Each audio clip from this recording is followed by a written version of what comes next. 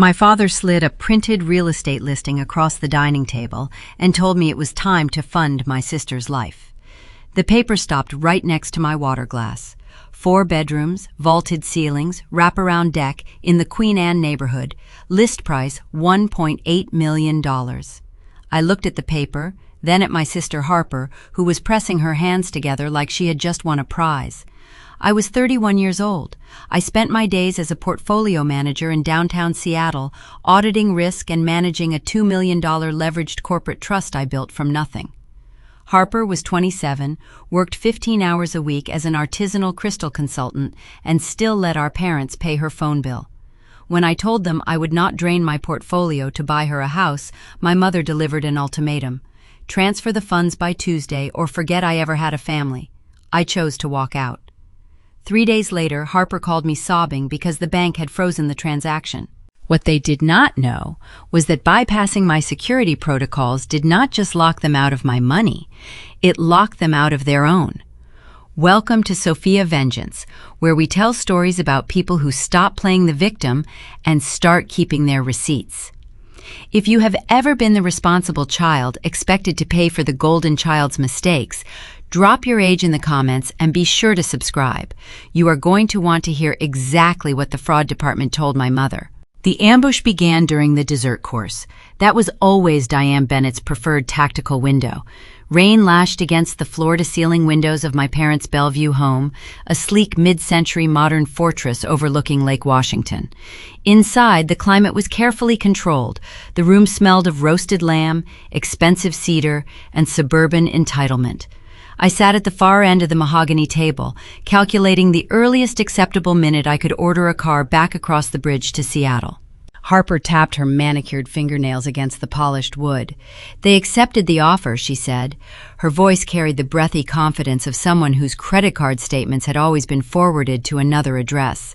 The sellers loved my letter about wanting to manifest a creative sanctuary. "It is a beautiful property," my mother said. She poured herself a second glass of Pinot Noir. "The school district is pristine. It is exactly the kind of environment Harper needs to finally center herself." I took a sip of my water. I ran a silent audit. "Congratulations," I offered, keeping my tone flat. "What is the loan structured at? Rates just ticked up on Thursday." Harper blinked at me. She looked like I had spoken in a foreign language. She glanced at our father. Richard Bennett cleared his throat. He sat at the head of the table wearing a cashmere sweater. He was a retired commercial real estate broker who still operated like he owned the room. "There isn't a loan, Scarlett. Cash offers close faster. It is a competitive market." I set my glass down. The math halted in my head. A cash offer on a Queen Anne Tudor required liquid capital they did not possess. I knew their margins.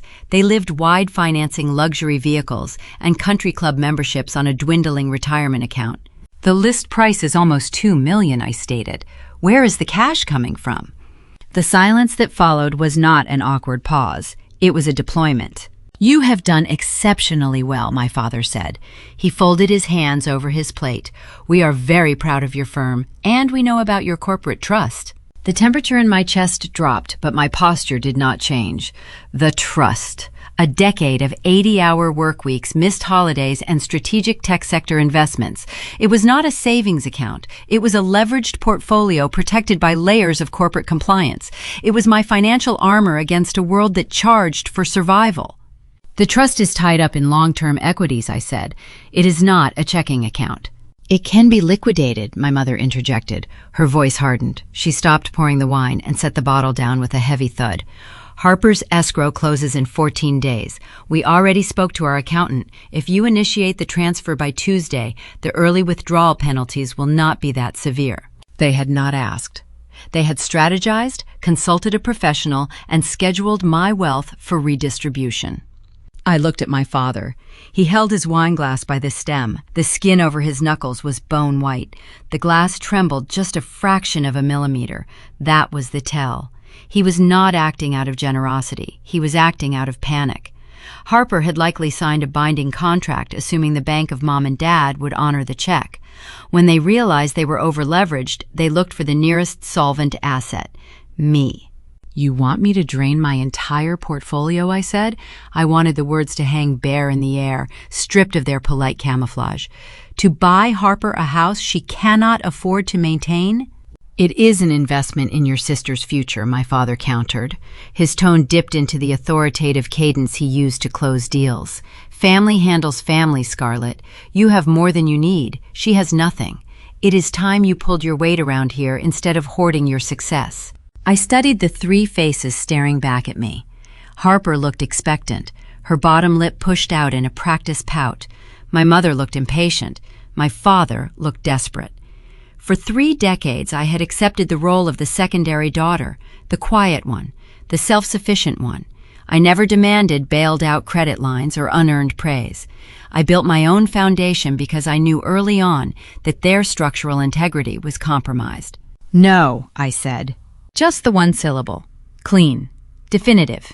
Harper gasped. She snatched the listing paper off the table like I had contaminated it. My mother stood up. Her chair scraped harshly against the hardwood floor. The maternal mask shattered, revealing the cold machinery beneath. "Excuse me." "The answer is no," I repeated. I picked up my napkin and placed it beside my plate. "I am not liquidating a $2 million leveraged trust to fund a deficit. Harper is a terrible investment, and this proposal is denied." "How dare you speak about your sister that way?" my mother hissed. Her face flushed a deep red. "That money belongs to this family. We raised you, we put a roof over your head. You will authorize that transfer by Tuesday, Scarlett, or you can forget you ever had parents. You will be entirely cut off." An ultimatum, the final tactic of a failing negotiation. I looked at my father. I waited to see if the man who taught me to ride a bike would step in to stop his wife from severing their eldest daughter. Instead, he met my gaze with ice in his eyes. "Your sister deserves a better life than you," he said. The words did not echo. They simply landed heavy and final, burying 30 years of childhood under an avalanche of truth. He did not just prefer Harper. He actively resented my independence. My success highlighted their failure. In my profession, when a corporate entity proves toxic beyond restructuring, you do not throw good money after bad. You cut your losses. You write off the bad debt and you exit the market. I did not scream. I did not demand apologies I would never receive. I stood up and smoothed the front of my tailored slacks. "Consider the relationship liquidated," I said. I walked to the foyer, retrieved my trench coat, and stepped out into the freezing Seattle rain. I left the door open behind me, letting the damp chill sweep into their pristine dining room. I accepted the disownment, believing the ledger was finally closed. I had no idea that their greed was already hunting for a back door. The drive across the floating bridge offered a temporary sterile vacuum. Rain battered the windshield of my sedan, blurring the taillights of the cars ahead into aggressive streaks of crimson. I kept the radio off. Silence was the only frequency my brain could process right now. My hands gripped the leather steering wheel, anchoring me to the physical world, while my mind tabulated the exact cost of the dinner I had just abandoned. Disownment. A heavy, archaic concept used to frighten children in fairy tales. Yet sitting in the driver's seat, navigating the slick asphalt, I felt distinctively lighter. The constant, low-grade hum of anticipation, waiting for the next financial crisis my parents would engineer, had finally ceased. Downtown Seattle materialized through the relentless downpour, a grid of illuminated steel and glass rising against the dark water of the Puget Sound. The Space Needle pierced the low-hanging clouds, a familiar, steady anchor in the skyline. I pulled into the subterranean garage of my building. My key fob swiped me through 3 separate layers of access control before I reached my designated parking space. Security was not just a preference for me, it was an operating system. My apartment occupied the 19th floor. Concrete pillars, floor-to-ceiling windows, and strict minimalism defined the space. There was no clutter, no unpaid bills stacked on the kitchen island, no designer shopping bags hiding in closets. Every object had a distinct purpose. The environment was the direct antithesis of the house I had just left, where luxury masked insolvency. I walked into the kitchen and poured a glass of cold water. I did not turn on the overhead lights. The glow of the city provided enough illumination to see the digital dashboard glowing softly on my home office monitor. $2.14 million. That was the current valuation of the corporate trust sitting quietly in the ether. My family assumed I had hoarded a lucky windfall. They believed wealth simply happened to people arriving like unexpected weather. They did not understand the architecture of capital, nor did they care to learn the mechanics of my sacrifice. That number on the screen was built on a decade of 80-hour work weeks. It was forged in windowless conference rooms analyzing semiconductor supply chains, funding seed rounds for cloud infrastructure, and grinding out due diligence reports until my vision blurred. It was the direct result of skipping vacations, ignoring social invitations, and funneling every commission, every quarterly bonus, and every baseline salary increase into aggressive leveraged equity positions. I did not just open a savings account, I formed a corporate trust to shield those assets, wrapping my hard-earned capital in layers of federal compliance, fiduciary custodians, and biometric locks. I did not build this fortress to buy luxury cars or fund a Tudor mansion for a sister who refused to work. I built it to ensure I would never be beholden to anyone, especially not the people who raised me. I leaned against the cool quartz countertop, waiting for the societal programming to kick in. The familiar, suffocating guilt that dictates a daughter must always forgive. The unwritten social contract demanding blood loyalty regardless of the return on investment. I felt a brief, sharp pang in my chest, a biological reflex conditioned by 30 years of playing the compliant secondary character. But I am a portfolio manager. I am trained to identify emotional bias before it corrupts a long-term strategy. I applied my professional vocabulary to the biological reflex, dissecting the guilt until it lost its power. My parents were not a tragic loss. They were bad debt. I had spent 3 decades paying into an emotional account that generated 0 returns, enduring their blatant favoritism and quiet dismissals while they celebrated Harper for simply existing. Harper was not a victim in need of a rescue. She was a sunk-cost fallacy. She expected the universe to provide her with a creative sanctuary while secretly relying on our parents' drained checking accounts to survive. Pouring my protected capital into her uncontrolled spending habits would not stabilize her life. It would only drag my own carefully balanced ledger into the red. You do not finance a sinking ship and call it a rescue operation. You call it fiscal suicide. I walked into my home office. On the corner of my mahogany desk sat a silver picture frame. It was the only piece of sentimentality I allowed in my workspace. The photograph showed a 12-year-old version of me, standing next to my grandfather on a rocky, driftwood-strewn beach. While my parents were busy taking Harper to boutique fittings and buying her designer clothes to match the neighborhood aesthetic, my grandfather was teaching me the rule of 72. He sat on that cold beach and explained how compound interest worked. He drew yield graphs in the damp sand with a broken branch. He told me that money was not magic, it was discipline. He was the only person in that lineage who looked at me and saw potential rather than a useful prop. He left me nothing but that knowledge when he died, and that precise knowledge was the very foundation of the trust my parents now felt entitled to claim.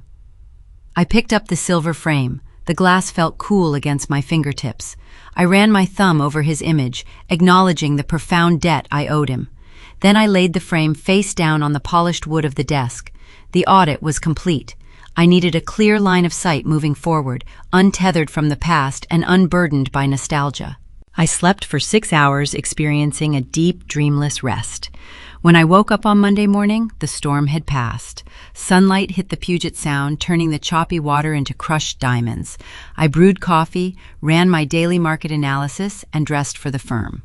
I buttoned my silk blouse and slipped on my tailored blazer, securing my professional armor for the trading day. As I locked my apartment door and walked toward the elevator, I felt an unfamiliar sense of profound peace. I believed the worst was over. I assumed that by walking out of that dining room, I had permanently severed the connection. I thought a verbal disownment was a binding contract, a clean break agreed upon by both parties. I was unaware that in Bellevue, my parents were treating my explicit boundaries as a minor administrative hurdle. They did not see a closed door, they saw a forgotten key, and they were already digging through their filing cabinets to find it. 72 hours of sterile, highly profitable peace followed my departure from Bellevue. Tuesday, Wednesday, and Thursday passed in a blur of optimized routines. My office sat on the 34th floor of a glass tower in downtown Seattle. Rain washed the exterior panes, blurring the city into a gray canvas, while I focused on the sharp, unforgiving clarity of financial data. I spent those days deep in quarterly risk assessments, auditing mid-cap tech mergers, and cross-referencing debt-to-equity ratios. The logic was soothing. Numbers behave. Numbers follow rules. Human volatility was locked safely outside my biometric office door. I believed the line had been drawn. I assumed that by stating my refusal and walking away, the transaction was canceled. Friday morning shattered that illusion at 10:14. My personal cell vibrated on the polished granite surface of my desk. The caller identification displayed Harper. I stared at the illuminated screen. A deep biological reflex urged me to decline the call, but curiosity, the occupational hazard of a professional risk manager, won the internal debate. I swiped the green icon to accept the connection. Sound erupted from the speaker. High-pitched, ragged gasps layered over the frantic pacing of high heels on a hard floor. Harper was not just crying, she was hyperventilating. High-decibel hysteria poured into my quiet sanctuary. "How could you do this?" she shrieked. "You are ruining my entire life." I reached out and lowered the volume on the device. "Harper, lower your decibel level and articulate the problem." "The house," she sobbed the words, tumbling over each other in wet, jagged pieces. "The escrow agent is sitting right here. Why did the bank freeze the house money? You told them to freeze it just to punish me. You are a monster." The accusation stalled my fingers over my keyboard. I sat perfectly still. The logic failed to align. I had severed contact 3 days ago. I had issued no directives to my financial institution regarding my sister. You cannot freeze a transaction that does not exist. I pressed the speakerphone button, setting the device down, and turned my attention to my secondary monitor. I logged into my secure banking portal. I passed the retina scan and entered the randomized two-factor authentication token. The loading screen cycled for a fraction of a second longer than usual. When the dashboard materialized, the air in my office seemed to thin. The interface, usually a calm spectrum of blue and gray data streams, glared in emergency crimson. Heavy lockout icons flanked my primary trust accounts. A compliance banner stretched across the top of the screen in bold lettering. Federal protocol activated. Restrictive hold applied. My pulse executed a sharp, uncomfortable spike. An automated security mechanism had triggered. I had not frozen anything. The institution itself had stepped in and locked down the entire network. Someone had attempted to breach the corporate trust. The fortress had recognized an intruder and dropped the blast doors. Before I could process the specific compliance codes flashing on my monitor, the audio on the phone shifted. I heard the plastic scrape of the device fumbling, transferring hands. The frantic sobbing faded into the background. A new voice emerged, smooth and coated in artificial warmth. "Scarlett, sweetheart." It was Diane. My mother deployed her handling voice. It was the exact tone she utilized to smooth over unseemly behavior at charity galas or redirect a conversation when a credit card declined at a boutique. "Your sister is just feeling overwhelmed," Diane cooed, the condescension practically dripping through the cellular connection. "We have hit a tiny administrative snag." I closed my eyes and listened beyond her voice. I tuned out the manipulation and focused on the ambient data. The acoustics of their location were distinct.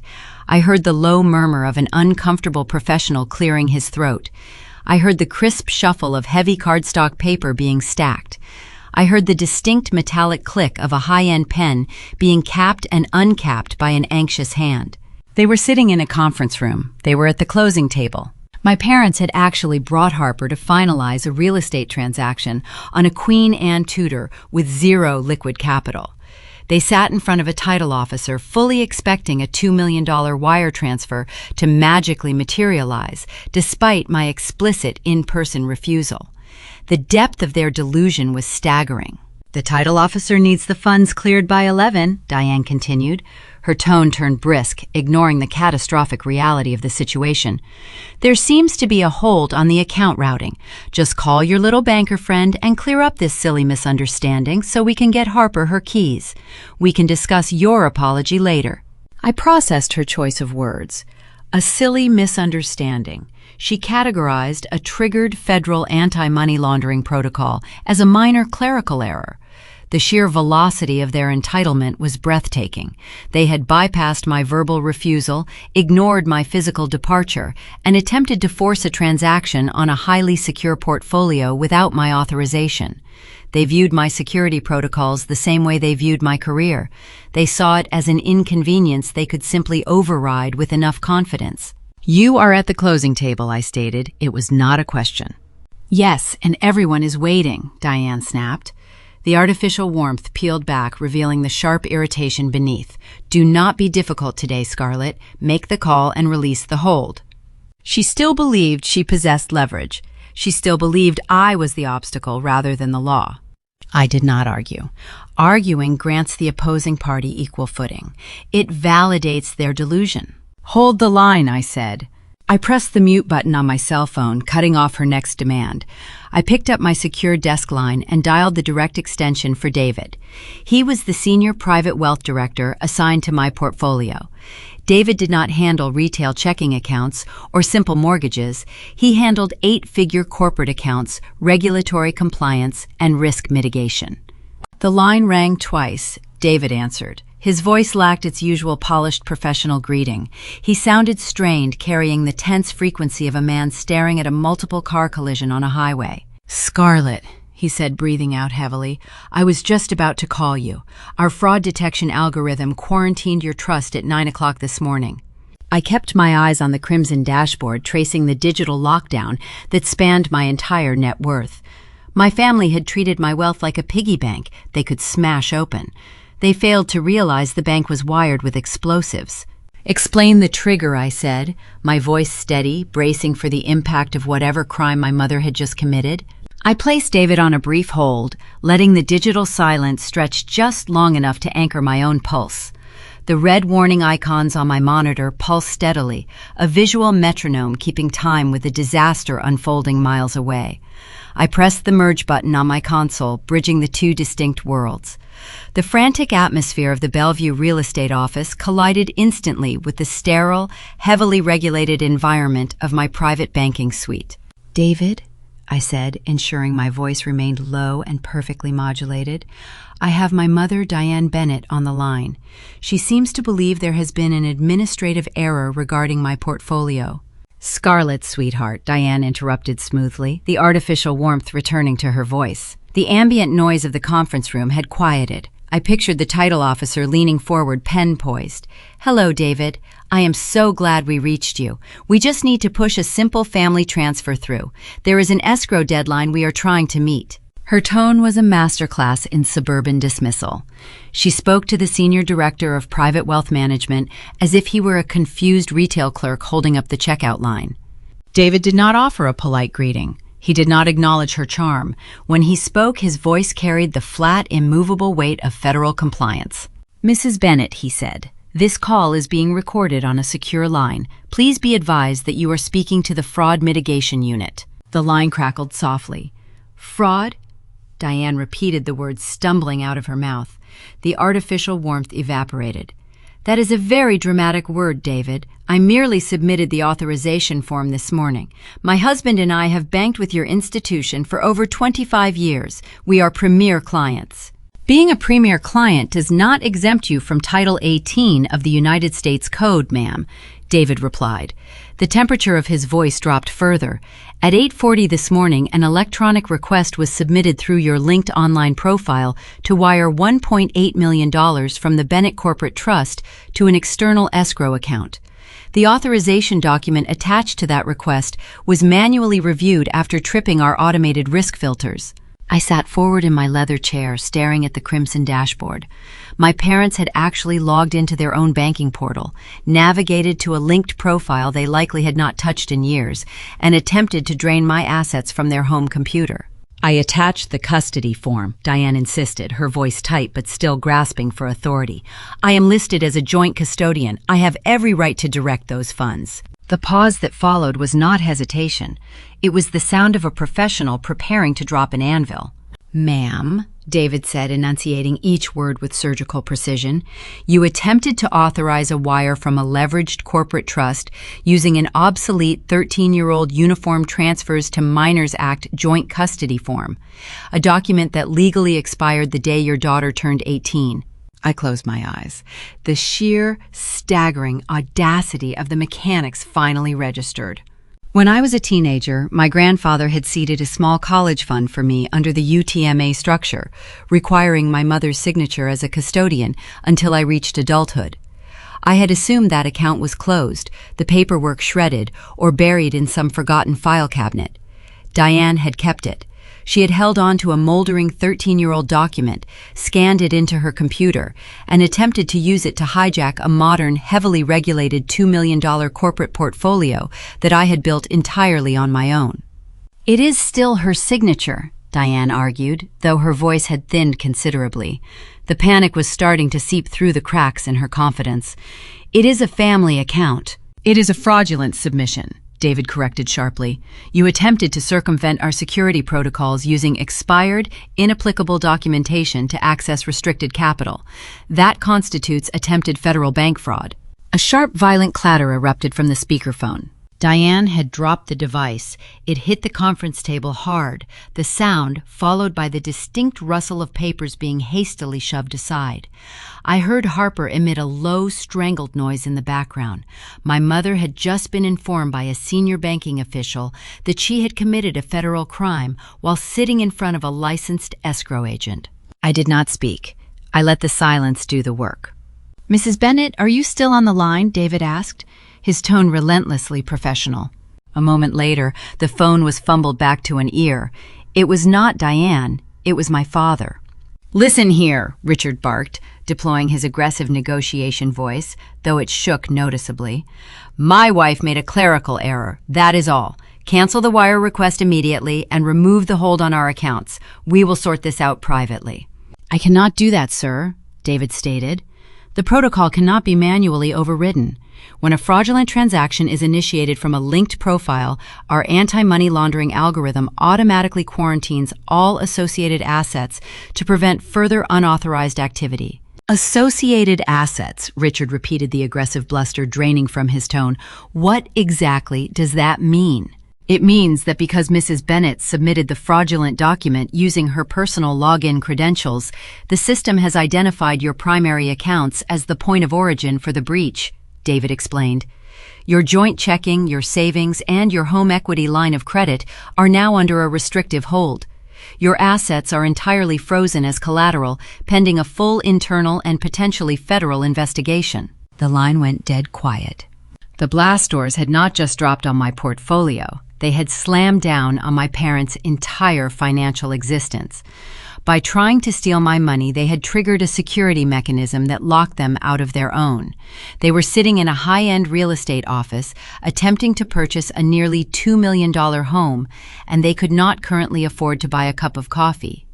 This is unacceptable, Richard shouted, the panic finally breaking through. You cannot freeze our money. We have mortgages to pay. We have country club dues. The algorithm does not consider country club dues, Mr. Bennett, David replied.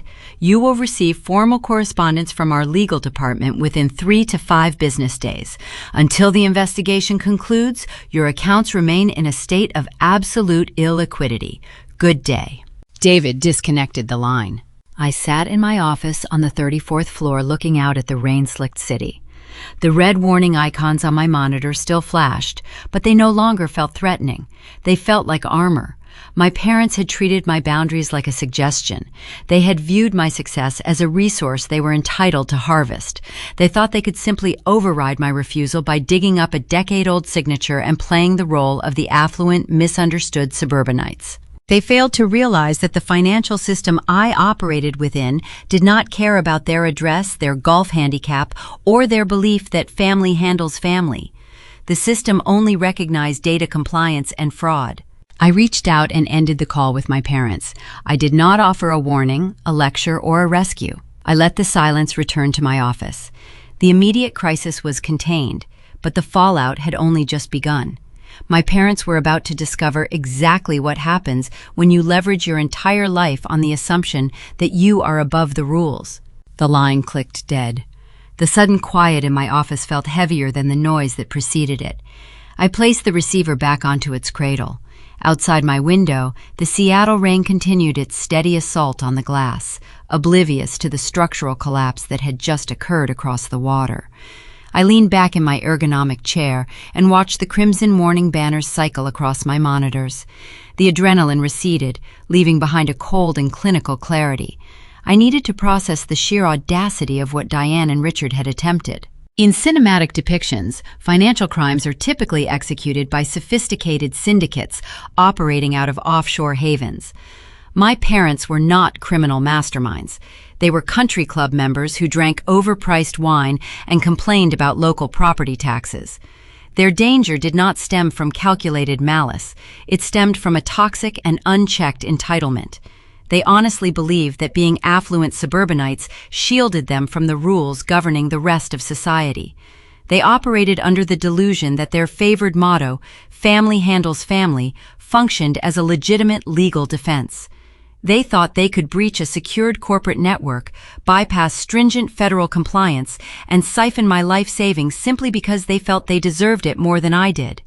In my industry, leverage is a fundamental concept. You use borrowed capital to multiply the potential return of an investment. It is a calculated risk managed through strict parameters and collateral requirements. My parents had executed their own twisted version of a margin call. They leveraged an obsolete piece of paper.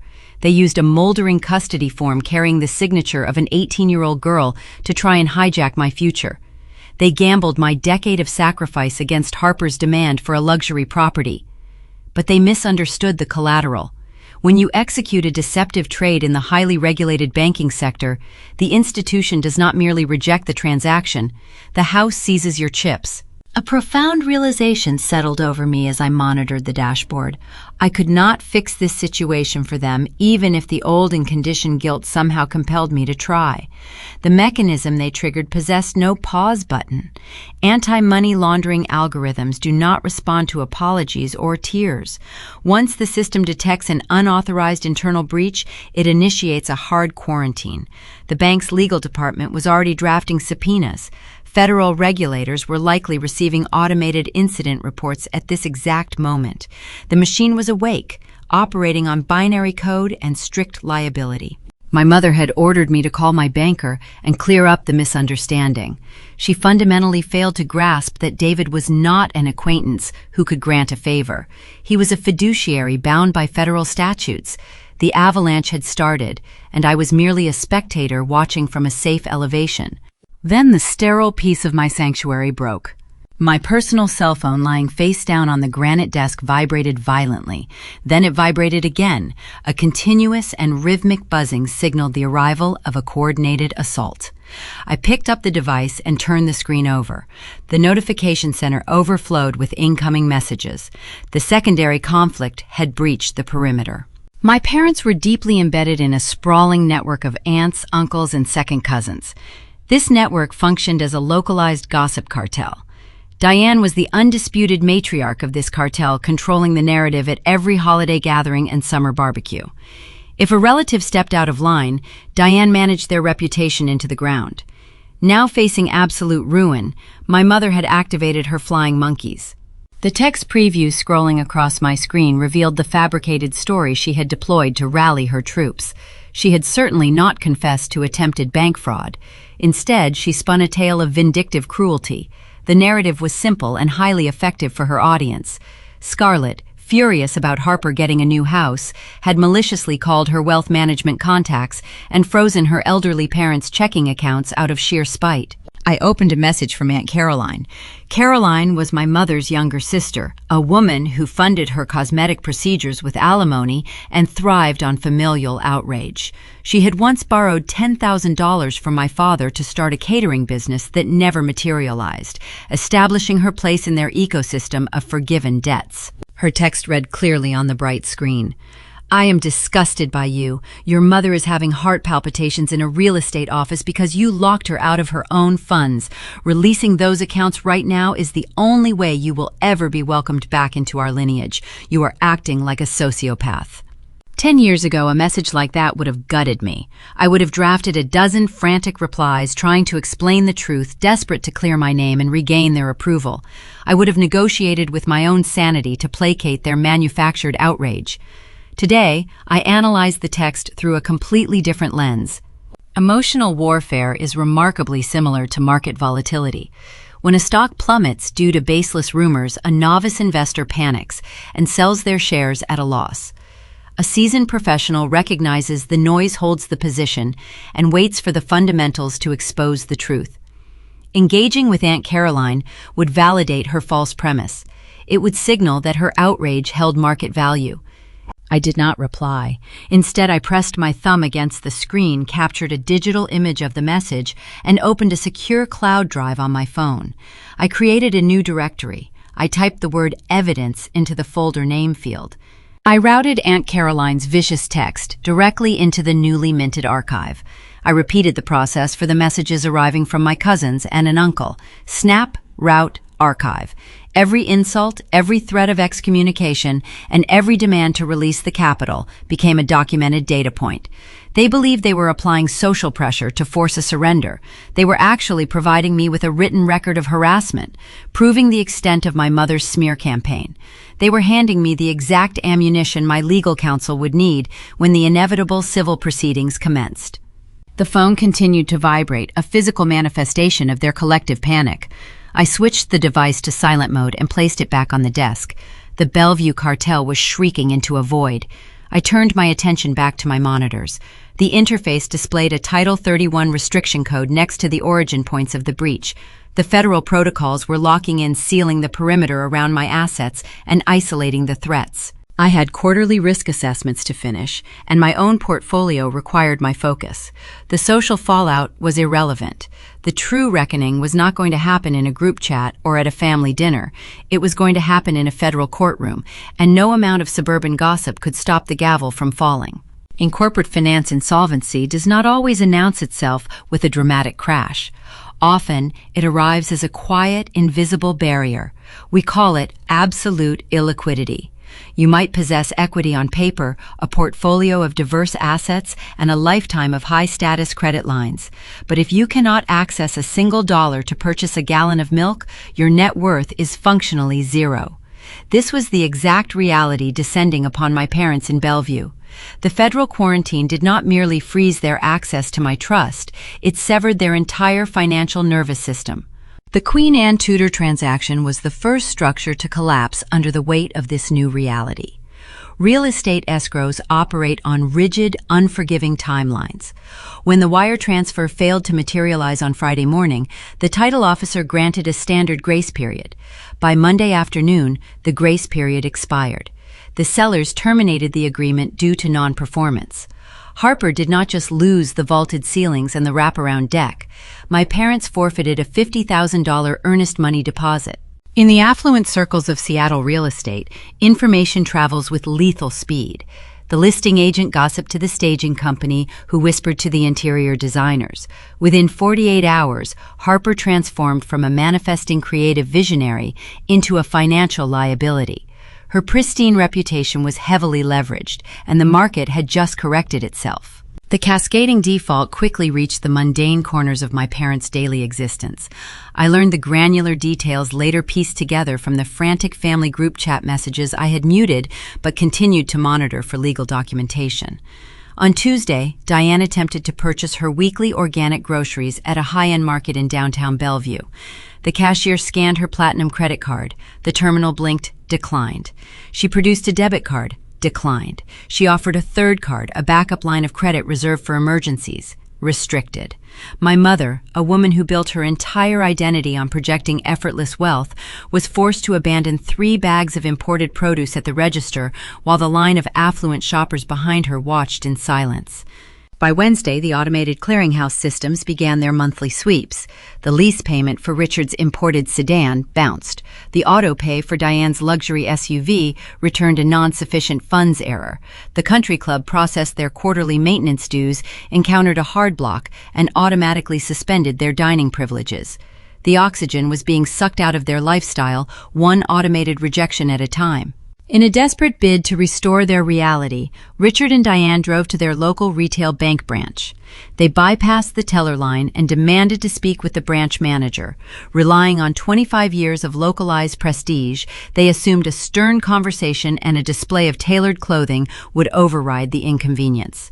They did not understand that retail branch managers possess zero authority over federal anti-money laundering protocols. The manager did not offer them coffee or a comfortable chair in a glass office. Instead, he pulled up their profile, saw the severe restrictive codes flashing on his monitor, and immediately stepped back from his desk. He handed my father a generic pre-printed business card for the National Fraud Hotline. Then, adhering to strict corporate security policies regarding active federal investigations, the manager asked them to vacate the premises. They were escorted through the glass doors by an armed security guard. Their suburban charm held zero currency against a corporate algorithm. The humiliation of that physical ejection shattered Richard's remaining composure. At 4:12 that afternoon, a new message appeared in my primary inbox. The subject line read, "Urgent legal notice." I opened the document, my eyes scanning the text with the same detached scrutiny I applied to a volatile quarterly prospectus. My father had bypassed the blocked text messages and resorted to email. The rhetoric was venomous, stripped of any paternal affection. He accused me of orchestrating a malicious cyber attack on their accounts. He demanded I contact the federal regulators and retract my false allegations. The final paragraph contained his ultimate weapon.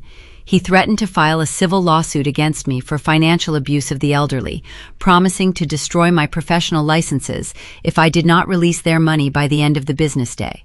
I sat in my quiet, climate-controlled office overlooking the Puget Sound.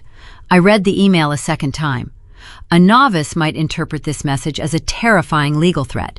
An amateur might draft a defensive reply, attempting to explain that the algorithm, not the daughter, had frozen the funds. But I am a portfolio manager. I know how to evaluate risk. Empty threats are nothing more than market noise. Richard possessed no legal standing to sue me for an action initiated by a federal banking protocol. Furthermore, initiating a civil lawsuit required retaining an attorney. Retaining a competent attorney required a retainer fee. A retainer fee required liquid capital. Capital he could no longer access. The threat was structurally unsound. I did not reply to the email. I did not experience a spike in my heart rate. Instead, I highlighted the entire text of his message. I clicked the forward button. I typed in the designated email address for the bank's internal fraud investigation unit, adding the specific case number David had provided me earlier in the week. I did not add any personal commentary. I simply sent the message. My father believed he was utilizing intimidation to force a surrender. He lacked the technical literacy to comprehend what he had actually accomplished. By sending that email, Richard had unwittingly provided the fraud department with time-stamped written proof of his intent. He had documented his ongoing efforts to coerce the primary account holder into bypassing a security freeze. He had handed the investigators written evidence of extortion, neatly packaged and delivered from his own verified Internet Protocol address. I archived the original email in my encrypted external drive, watching the progress bar fill with quiet satisfaction. The digital quarantine held firm. The market noise faded into the background. My father's aggressive posturing had failed to yield a single cent. The realization of their absolute illiquidity finally penetrated the Bellevue bubble.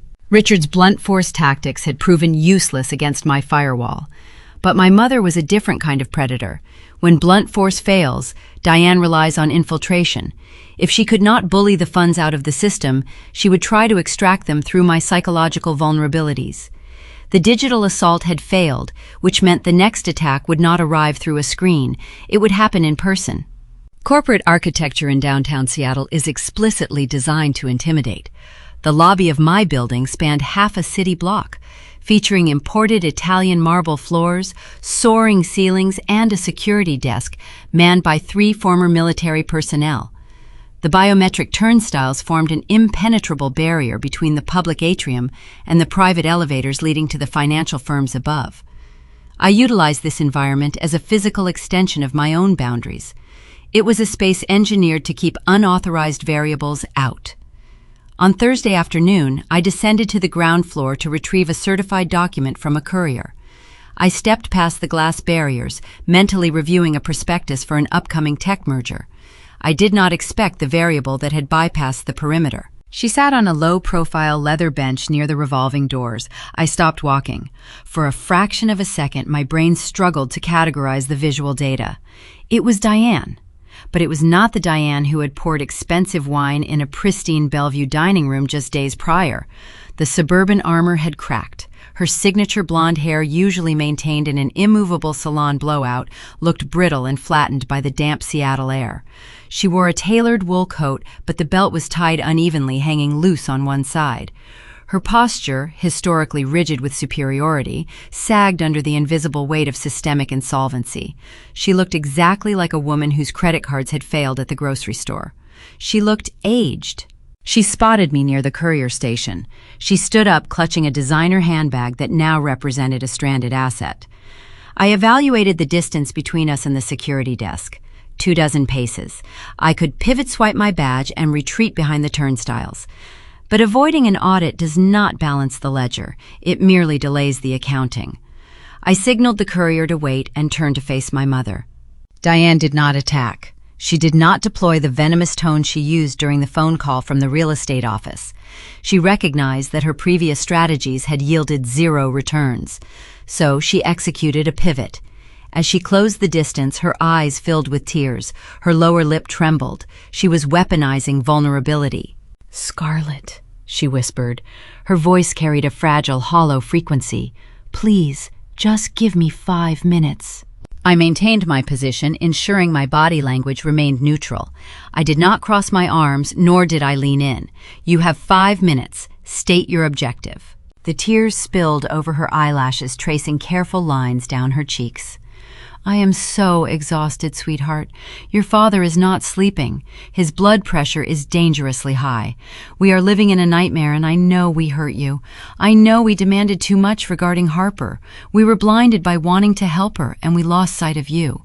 We lost sight of our brilliant, capable daughter." It was a masterful opening argument. She offered a counterfeit apology wrapped in the exact validation I had starved for during my entire adolescence. She acknowledged my capability. She admitted fault regarding the golden child. She was feeding me the precise emotional currency I had spent 30 years trying to earn. "We can fix this," Diane continued, her voice dropping to a conspiratorial murmur. She stepped closer, invading my personal space. "We can go back to being a family, a real family. No more demands for money, no more ultimatums. Harper will figure out her own path. We just want you back at the table. We want peace." I listened to the pitch. The terms sounded favorable to an uneducated buyer. But every contract contains a cost. "What is the premium for this piece?" I asked. Diane swallowed hard.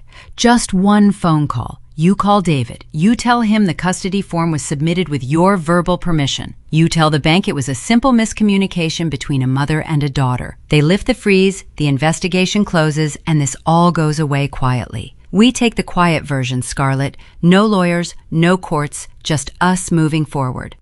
Then she executed the most dangerous maneuver of the afternoon. Diane raised her right hand and gently touched my cheek. Her palm was cold. Her fingers brushed against my skin with a tentative maternal softness. It was a gesture of pure affection. It was a physical action she had not initiated since I was 8 years old and recovering from a fever. The biological impact was instantaneous and devastating. My breath hitched in my throat. A dormant, primitive sector of my brain screamed at me to lean into her hand. The trauma bond flared, flooding my nervous system with a desperate chemical yearning to surrender. The inner child, the one who watched her parents buy Harper designer dresses while I funded my own college applications, wanted to accept the deal. The transaction seemed so simple. Tell one lie, override one security protocol, and finally purchase a mother's love.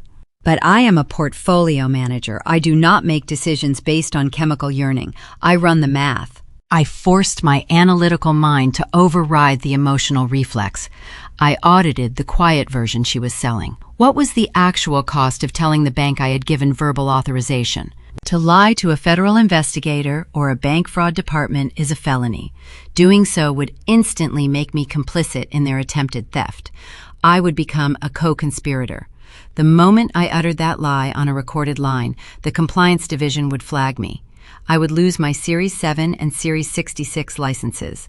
The Financial Industry Regulatory Authority would ban me from trading. My firm would terminate me for cause. My $2 million corporate trust would likely be seized or tied up in years of litigation. My freedom, my spotless record, and my entire professional identity would be incinerated. And what was the return on that catastrophic investment? Sunday dinners with people who only loved me when I served as their human shield? Conditional affection that would evaporate the moment Harper accumulated her next debt. The return on investment was negative infinity. The math stabilized my heart rate. The cold, structural reality of the situation extinguished the trauma bond. Diane was not offering me a mother's love. She was offering me a suicide pact. She wanted me to set fire to my own life so she could stay warm. I stepped backward, deliberately breaking the physical contact. Her hand fell to her side, hovering in the empty space between us. "No," I said. My voice was steady, projecting clear across the marble lobby. The fragile weeping mother vanished in a millisecond. The underlying machinery snapped back into place. Diane's posture stiffened, the tears stopped flowing. Her eyes hardened into obsidian chips. "You would rather see your own father go to prison than make a simple phone call?" she hissed, her voice vibrating with genuine malice. "You are cold, Scarlett. You have a ledger where your heart should be." "You forged a federal document," I corrected, ensuring the facts remained untangled from her manipulation. "You attempted to wire funds from a restricted corporate entity. I am not the architect of your ruin. I am merely the perimeter you failed to breach. I cannot authorize perjury to save you from the consequences of your own greed." I turned away from her and walked toward the courier station. I did not look back. I signed for my document, swiped my biometric badge at the turnstile, and passed through the glass barriers. I left her standing in the public atrium, holding her designer bag, surrounded by imported marble and the stark realization that her emotional manipulation held zero currency in my world. The quiet version was officially dead. Diane had played her final card and lost. By refusing to absorb their crime, I guaranteed that the legal system would now take full control of the narrative. The bank would not stop. The federal algorithms would not rest. And if my mother could no longer extract a rescue from me in a lobby the next time we occupied the same room, it would be under the bright, unforgiving lights of a deposition. The ride up the elevator to the 19th floor offered a necessary decompression chamber. I stripped off my tailored wool coat. The garment still carried the faint humidity of the public lobby and the lingering scent of my mother's expensive perfume. I hung the coat in the hall closet, effectively locking the physical encounter away. My apartment welcomed me with its engineered climate-controlled silence. I walked past the minimalist kitchen and stood before the floor-to-ceiling windows. Beyond the insulated glass, the Space Needle glowed against a darkening twilight sky, anchoring the city landscape. In the distance, the deep evergreen forests blurred into the shadows of the horizon. This specific view usually settled my pulse and ordered my thoughts. Today, I needed more than a calming horizon. I needed tangible proof of my own foundation to counter the psychological manipulation I had just endured. I moved into my home office and bypassed the glowing digital workstation. I knelt beside the built-in cabinetry and pressed my thumb against the biometric sensor of a fireproof floor safe hidden behind a wood panel. The heavy steel door clicked open with a satisfying mechanical finality. Inside rested a collection of fire-resistant envelopes. These were not modern financial instruments. My digital trust existed securely in the cloud. These envelopes held origin records, my birth certificate, my social security card, and one specific manila folder labeled with a date 13 years in the past. I pulled the folder out, laid it flat on the mahogany desk, and opened the thick cover. Resting on top of the stack was a photocopy of the original Uniform Transfers to Minors Act joint custody form. The paper felt brittle to the touch, holding the faded toner of an old printing machine. I studied the bottom half of the page. 2 signatures occupied the designated lines. My mother had signed her name with sweeping dominant loops, claiming space on the document. Below her signature sat mine. I traced the blue ink of my 18-year-old handwriting. The letters were smaller, precise, and lacked the confident, aggressive slant I possess today. Looking at that aged ink transported me backward. The memories surfaced with sharp, unyielding clarity. It was late autumn during my senior year of high school. I sat at the dining room table in Bellevue, holding a stack of college applications. The submission fees totaled nearly $500. I had earned that money working double weekend shifts at a local coffee shop, saving every minimum wage paycheck. I asked my parents for a simple matching contribution to cover the remaining postage and official transcript fees. My father declined the request, stating that building character required personal financial investment. 1 hour later, Harper walked into the same room, dragging a brand new designer suitcase. Our parents had just purchased her a 3-week European vacation to celebrate her high school sophomore year. They framed the extravagant trip as a cultural immersion experience necessary for her artistic development. I sat at that table licking stamps funding my own escape route to a state university, while they handed Harper a prepaid global credit card for cafes in Paris. Staring at the old banking form, a profound realization crystallized in my mind. Diane did not keep this document by accident. She preserved it because she fundamentally rejected my adulthood. She never saw me grow up. To my mother, I never evolved into an autonomous individual or an equal entity. I remained a subordinate account. My professional success was merely a subsidiary of the family holding company, ready to be liquidated whenever the primary shareholders deemed it necessary. She retained the paperwork because she truly believed my independence was a temporary phase she could override at her convenience. The form was not a clerical mistake, it was a physical testament to her delusion. The sharp buzz of the building intercom severed the silence in my office. I pressed the communication button. The lobby concierge informed me that a registered courier required my direct signature for a legal delivery. 5 minutes later, a thick, rigid envelope arrived at my door. The return address bore the official seal of the United States District Court for the Western District of Washington. I carried the package to my desk. I sliced the heavy seal open with a silver letter opener. I slid the documents onto the mahogany surface. The bold, capitalized heading at the top of the first page commanded immediate attention. Subpoena to testify before a grand jury. The parameters of the conflict had irrevocably shifted. This was no longer a domestic dispute over a piece of real estate. It was not a tense holiday dinner or a manipulative lobby ambush. The federal government had officially taken jurisdiction over the incident. The subpoena compelled my physical appearance and my sworn testimony regarding the unauthorized access of the corporate trust. The legal system was preparing to indict my parents for attempted bank fraud. If I ignored this document, I risked contempt of court. If I lied during the proceeding, I risked federal perjury charges and the immediate destruction of my career. The choice my mother demanded earlier that afternoon was now a proven impossibility. The state commanded the truth, and the state possessed the power to enforce its demands. I did not feel fear.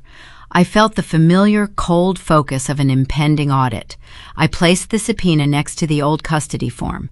I opened a desk drawer and withdrew a stack of blank index cards alongside a set of color-coded file folders.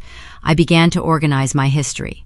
I printed the system logs showing the exact time and Internet protocol address used to initiate the fraudulent wire transfer. I printed the email my father sent, the one containing his documented threat of extortion and financial abuse. I compiled the text messages from my aunts and cousins, establishing the timeline of Diane's coordinated smear campaign. I categorized every piece of communication, carefully cross-referencing dates and timestamps. I was not preparing for a family argument. You argue with family members over perceived slights and emotional injuries. You do not argue with a federal prosecutor. You provide them with irrefutable data. I ensured my receipts were flawless. I built a chronological timeline that left zero room for interpretation or debate. My parents believed their social status would shield them from consequence. They assumed their charm could bend reality to fit their narrative, but a deposition room contains no shadows to hide within. I sealed the organized folders inside my leather briefcase. The perimeter was secured. The evidence was indexed. The state was ready to extract the truth, and I was fully prepared to deliver it. I closed the briefcase and locked the brass latches. The metallic snap echoed in the quiet apartment, signaling the end of my preparation. My parents were about to face the federal government, but they were not the only ones running out of time. With the bank of Mom and Dad permanently frozen, the golden child was currently experiencing a severe cash deficit. Harper had always relied on our parents to fund her illusions, and her illusions were about to collide with a very harsh reality. The federal subpoena dictated my schedule for the upcoming weeks, shifting my focus from corporate risk management to personal legal defense. I retained external counsel, a former federal prosecutor, who reviewed my organized files with clinical approval. The perimeter was secure. Yet, while I prepared for the sterile environment of a deposition room, the localized fallout from my parents' absolute illiquidity continued to detonate across the Seattle suburbs. The shockwaves eventually reached the epicenter of the entitlement, my sister. Harper had spent 27 years existing within a highly insulated vacuum. Our parents functioned as her primary atmospheric controls, regulating the temperature, supplying the oxygen, and absorbing every impact. She possessed no concept of scarcity. When she desired a creative sanctuary, she simply pointed at a listing, expecting the funds to materialize. Now, with the bank of Mom and Dad permanently offline, the vacuum had shattered. The atmospheric pressure of reality was crushing her. I anticipated a confrontation. When a parasite loses its host, it frantically searches for a new life source. I did not expect her to bypass my building security, so she chose a softer target. On a gray Tuesday morning, I sat at a corner table inside my preferred coffee shop in Belltown. The cafe catered to the downtown financial sector, characterized by minimalist decor, aggressive espresso blends, and patrons engrossed in digital terminals. It was an environment built for transactions, not emotional displays. I was reviewing a term sheet for a client when the glass door swung open with unnecessary force. Harper marched into the establishment. She did not look like the manifesting creative consultant who had smiled at the dinner table. She looked unraveled. Her signature blonde hair, usually styled in effortless waves, was pulled back tightly. The practiced pout had hardened into a sharp, venomous line. She spotted me immediately and crossed the concrete floor, her boots striking the ground with aggressive intent. She did not offer a greeting.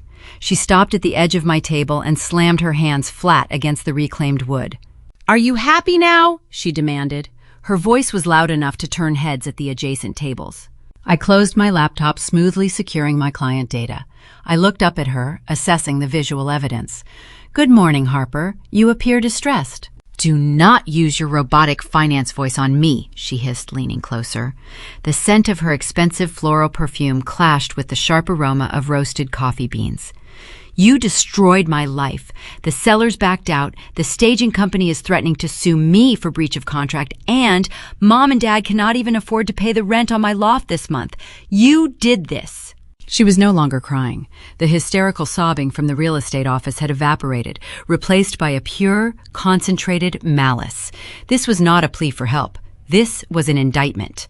"I did not initiate a fraudulent wire transfer," I corrected her, keeping my tone perfectly level. "I did not attempt to breach a secure corporate network. Your current situation is the direct result of the actions taken by your enablers."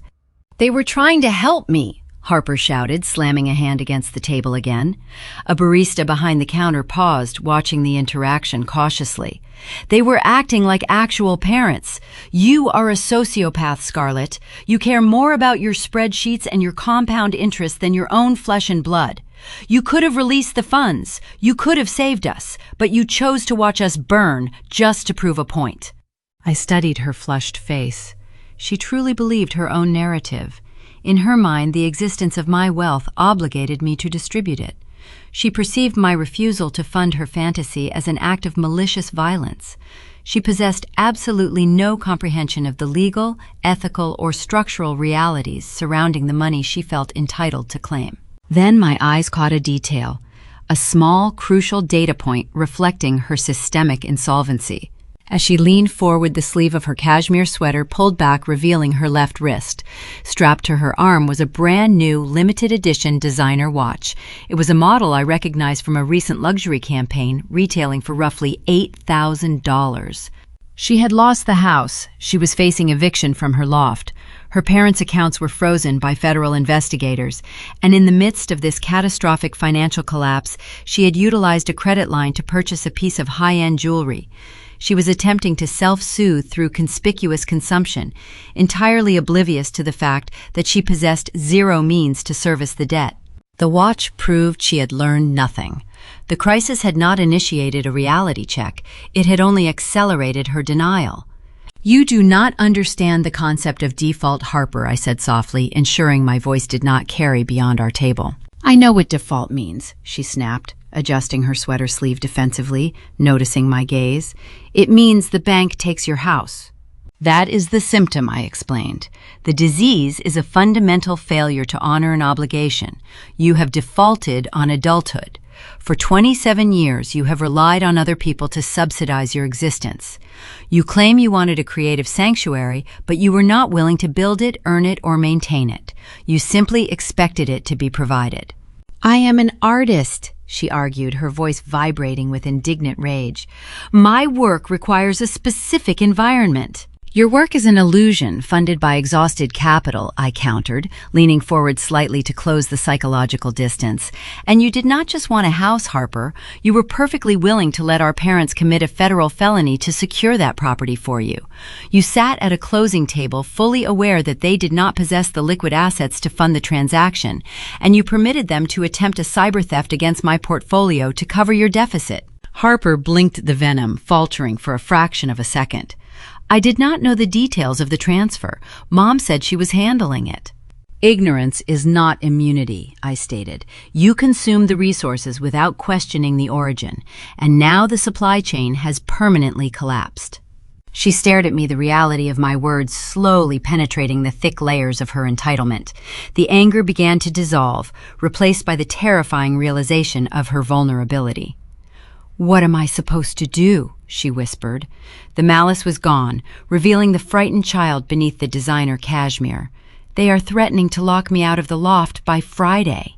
10 years ago, the frightened child would have triggered my rescue protocols. I would have offered to cover the rent, drafted a budget, and attempted to manage her crisis. But the portfolio manager recognized the trap. Providing capital to a failing enterprise without restructuring the underlying behavior only delays the inevitable bankruptcy. "You will pack your belongings," I instructed, my voice devoid of sympathy or cruelty. "You will sell that new watch to cover your immediate moving expenses. You will secure employment that generates actual revenue, and you will learn to live within the parameters of your own income." "I cannot do that," she protested, her voice breaking. "I do not know how." "Then you will learn," I said, "or you will fail. The market does not care about your artistic process." I picked up my laptop, slid it into my leather briefcase, and stood up from the table. I looked down at my sister, acknowledging the permanent shift in our dynamic. The era of the golden child was officially terminated. "You did not just lose a house, Harper," I delivered the final devastating truth. "You bankrupted your enablers. The bank of Mom and Dad is closed, and my vault is permanently locked." I turned and walked toward the exit, my heels clicking sharply against the concrete floor. I did not look back to see if she was crying. I stepped out into the crisp Seattle air, leaving Harper alone at the table to finally face the invoice for a lifetime of unearned privilege. The localized fallout was complete. Now the federal machinery was preparing to activate, and the deposition room was waiting. The legal machinery of the United States operates within environments designed to strip away human emotion. On a Thursday morning, I sat inside a windowless conference room on the 42nd floor of a federal building in downtown Seattle. The space smelled of bleached paper and stale coffee. Overhead fluorescent panels cast a harsh, shadowless glare across a sprawling mahogany table. The only sound was the low, steady hum of the climate control system and the rhythmic clicking of a stenographer recording every syllable spoken into the official record. I was accompanied by my retained counsel, Marcus. He was a former federal prosecutor who specialized in corporate compliance and financial fraud. Marcus did not speak unless necessary.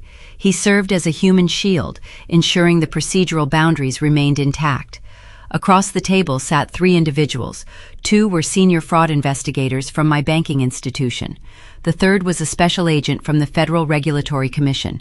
They wore dark, unstructured suits and maintained expressions of practiced neutrality.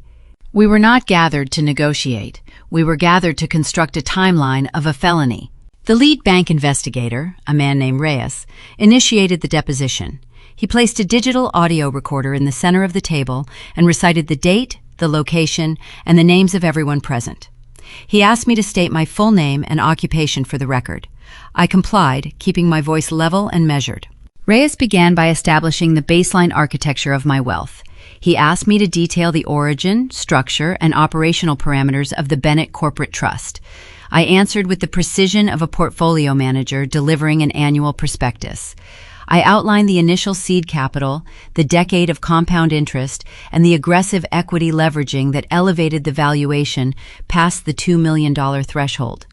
I explained the strict security protocols I had installed: dual-factor authentication, biometric access requirements, geographic IP address restrictions. Miss Bennett, Reyes said, interlacing his fingers on the table. Can you confirm the authorized signatories on this specific corporate entity? I am the sole authorized signatory, I replied. There are no joint custodians, no secondary account holders, and no designated beneficiaries with transactional authority. The entity is entirely isolated under my direct control. Reyes nodded. He opened a thick manila folder and extracted a single sheet of paper encased in a clear plastic sleeve. He slid the document across the mahogany table until it stopped directly in front of me. I am presenting an authorization form submitted to our wire transfer division at 8:40 in the morning on the date in question, Reyes stated for the record. Please examine the document. Did you execute, authorize, or have any prior knowledge of this submission? I looked down at the paper. I expected to see the faded 13-year-old Uniform Transfers to Minors Act form that Diane had preserved in her files. I expected to see the blue ink of my teenage handwriting, but as I studied the page under the bright fluorescent light, a cold knot formed in my stomach. The document was indeed the old custody form. The structural boilerplate text remained the same. However, the signature block at the bottom of the page had been altered. The signature occupying the space next to my mother's name did not belong to an 18-year-old girl. It was my current signature. The sharp, aggressive slant, the distinct curvature of the initial letters. It was the exact signature I use today on legally binding corporate contracts. This is my current signature, I said, leaning closer to examine the artifact, but I did not sign this document. We are aware, Reyes replied, his tone chillingly calm.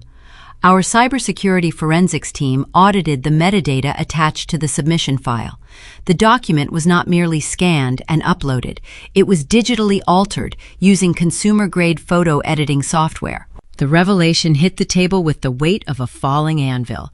The sheer scale of my parents' miscalculation was suddenly magnified tenfold.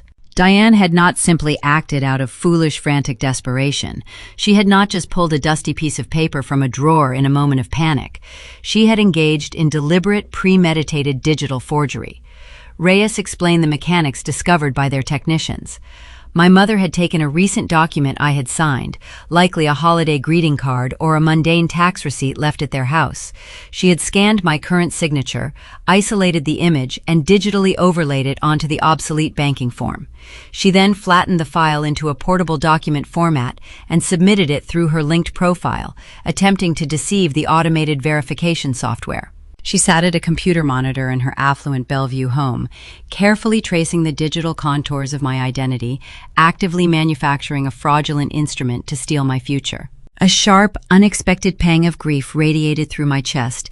It was not grief for the money, which remained safe. It was the final, undeniable death of the parents I had always wished I possessed. For 31 years, a small, irrational part of my psychology had harbored a fragile hope that their favoritism was merely a blind spot, a byproduct of their generation. But this digital overlay eradicated that hope permanently.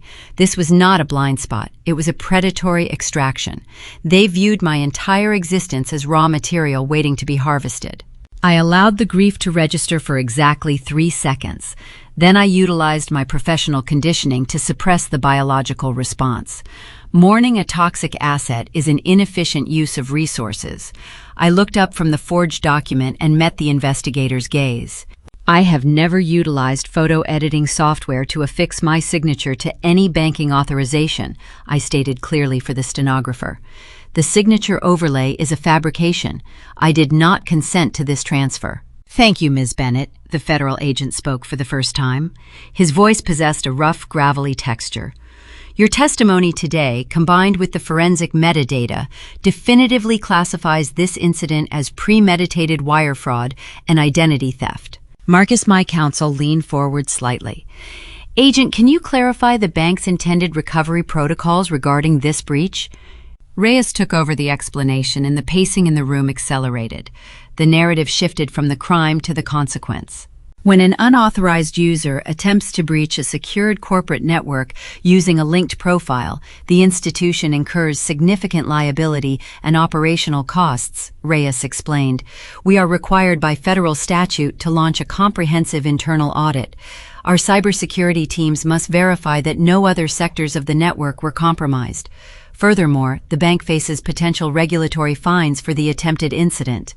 Reyes paused, ensuring I understood the gravity of his next sentence. Under our terms of service, which Richard and Diane Bennett signed upon opening their premier accounts 2 decades ago, the bank retains the right of offset. The accounts currently under quarantine are no longer simply frozen. They are subject to civil asset forfeiture. The institution will systematically seize the liquid capital within their checking and savings accounts to cover our investigative costs, legal fees, and any regulatory penalties incurred by their fraudulent submission. The financial guillotine dropped. My parents had not just lost access to their money was being actively consumed by the very system they tried to manipulate. The bank was legally authorized to drain their life savings to pay for the audit required to investigate their crime. Every dollar they had stored away for their country club dues, their luxury car payments, and their comfortable retirement was being reclassified as institutional restitution. And the home equity line?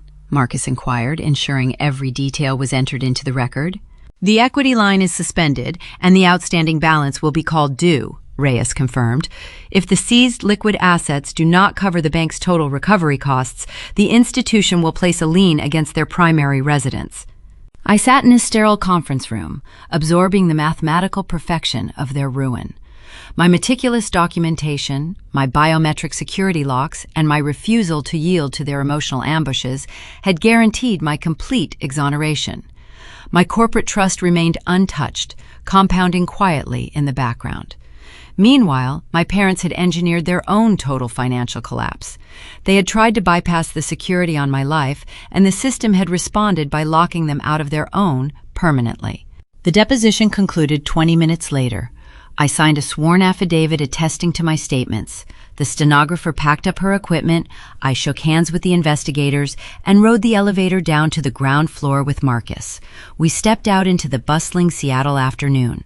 The investigative phase was officially over. The compliance protocols had finished calculating the damage. The legal machinery was now turning its full, devastating gaze toward Bellevue. Diane and Richard were about to face the ultimate margin call. The bank was coming to collect its debts, and the only valuable asset my parents had left to sell was the very thing they prioritized over my humanity.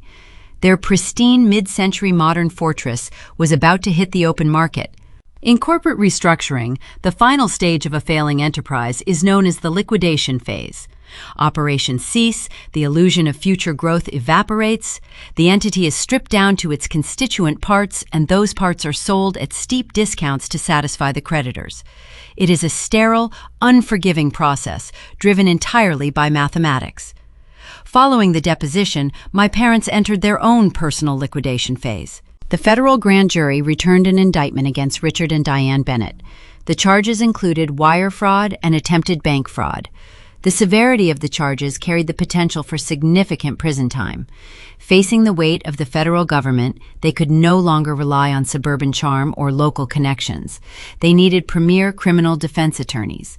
Legal representation of that caliber requires substantial retainers, often reaching deep into the six figures. My parents needed cash. They needed it immediately. The bank had already executed its right of offset. Every liquid dollar within their joint checking and savings accounts had been seized to cover the institutional audit costs and regulatory penalties generated by their forged document. Their platinum credit cards were canceled. Their home equity line of credit was called due. The financial quarantine had successfully starved their lifestyle. The only tangible asset remaining in their portfolio was the very thing they utilized to project superiority over everyone else. They had to sell the Bellevue house. The mid-century modern fortress overlooking Lake Washington was their crown jewel. It represented their arrival into the upper echelons of Seattle society. It was the physical manifestation of their perceived status. Now it was merely brick and glass that needed to be converted into legal fees. A traditional real estate transaction requires time. It requires staging open houses, negotiations, and standard escrow periods. My parents did not possess time. The federal prosecutor was setting a rigid schedule. The defense attorneys refused to file a single motion until their retainers cleared. Richard and Diane were forced to seek an all-cash buyer. In the high-end real estate market, cash buyers demand steep discounts in exchange for speed. The empire was going to be sold for parts. The financial collapse triggered an immediate social execution. The affluent circles of Bellevue operate on a strict currency of perception and pristine reputations. When a prominent family lists their primary residence far below market value, while simultaneously facing federal indictment, the ecosystem purges them with ruthless efficiency. I observed this isolation through the digital perimeter I maintained for risk management. Diane had served on the planning committee for a prestigious hospital charity gala for over a decade. It was her primary source of social leverage. 2 weeks after the subpoena was issued, I reviewed a revised press release for the event. Her name had been quietly scrubbed from the board of directors. The country club they frequented suddenly discovered a policy violation and revoked their dining privileges, citing unpaid dues to mask the true reason for the expulsion.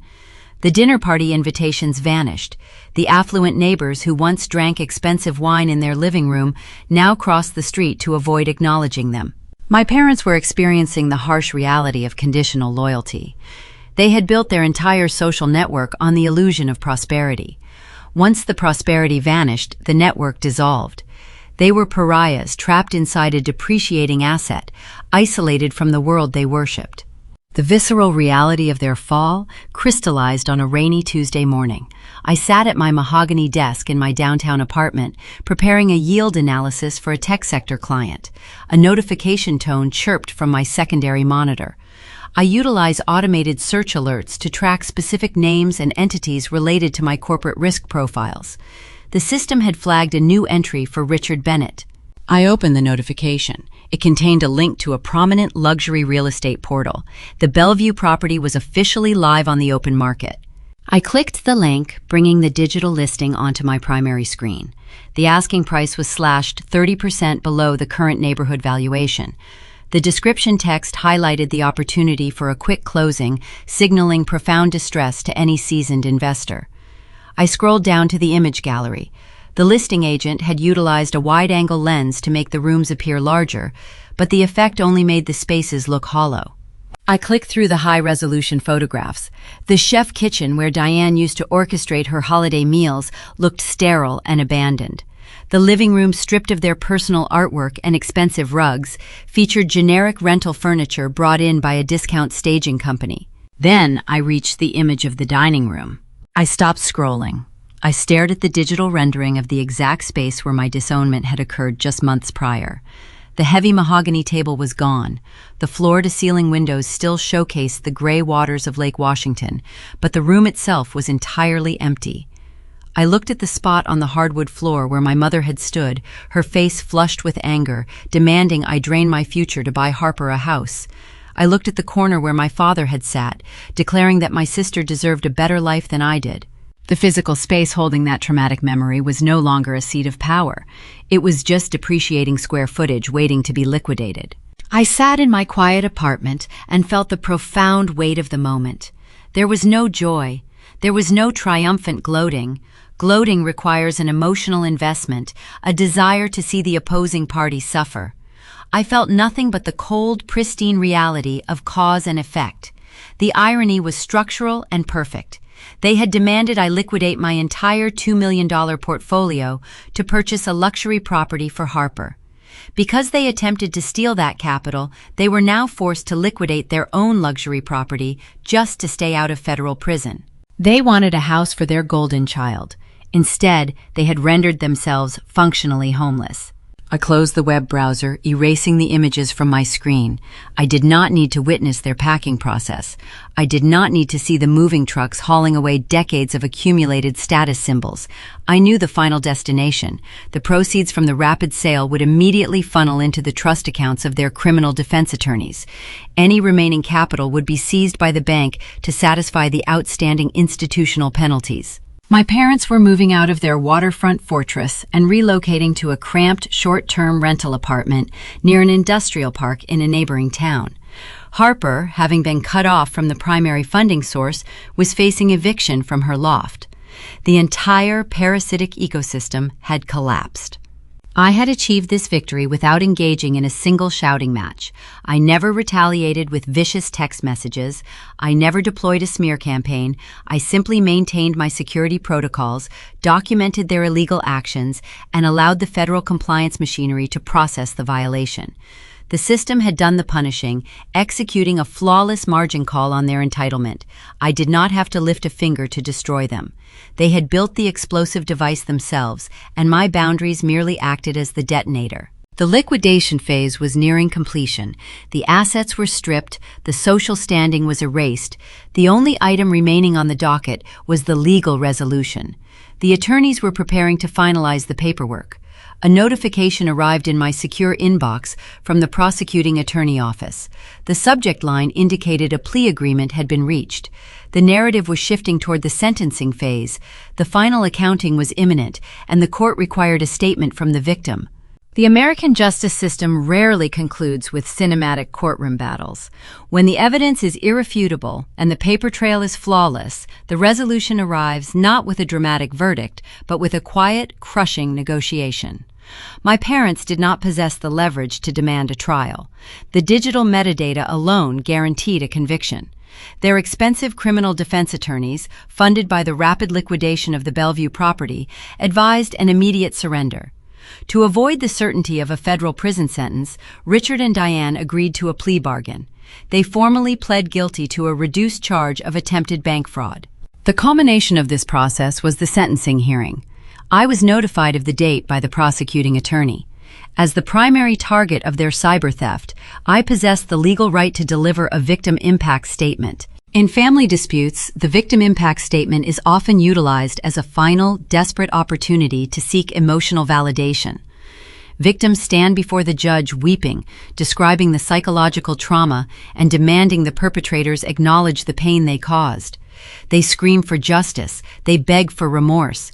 I did not want their remorse. Remorse requires a conscience, an asset my parents clearly did not possess. Providing them with an emotional display would only validate their relevance in my life. It would signal that they still possess the power to disrupt my equilibrium. I refused to grant them that final supply. I declined the invitation to speak in open court. Instead, I drafted a written declaration.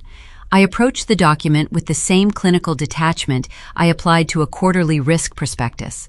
The statement was devoid of sentimentality, anger, or moral judgment. It was a strictly financial accounting of the liability their actions generated. I detailed the billable hours consumed by my external corporate counsel.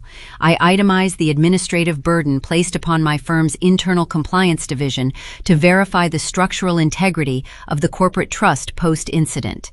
I listed the exact monetary value of the professional time diverted from active market management to navigate the federal investigation. My final paragraph contained no pleas for a harsh sentence. It contained a simple, definitive categorization. I wrote, "The defendants executed an unauthorized attempt to liquidate a restricted corporate entity. They treated my professional success as a subsidiary of their own household deficit. The financial safeguards operated as designed, and no capital was compromised.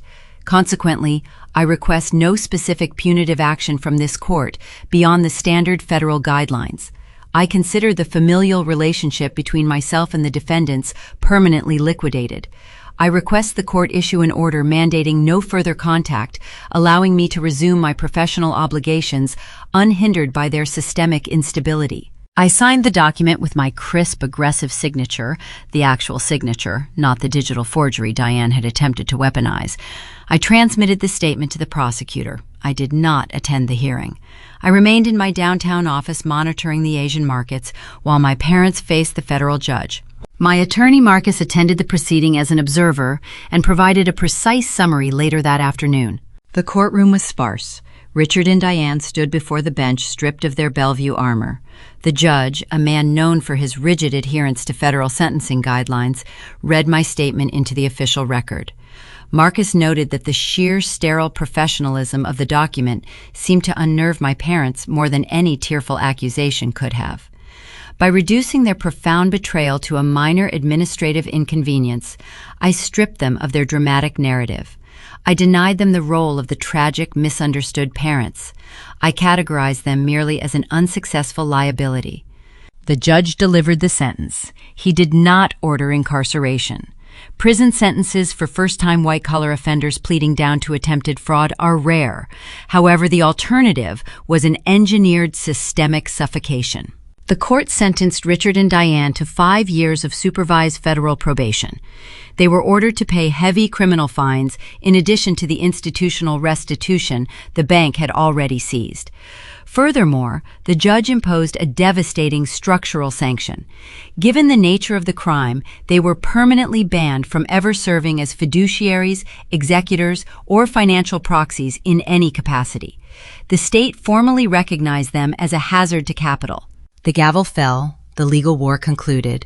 My parents walked out of the federal courthouse as convicted felons. They returned to their cramped, short-term rental apartment in an unfamiliar town. They were no longer the affluent power couple of the suburban elite.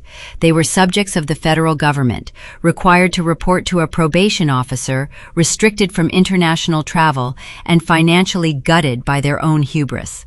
The machine they attempted to bypass had systematically dismantled their empire.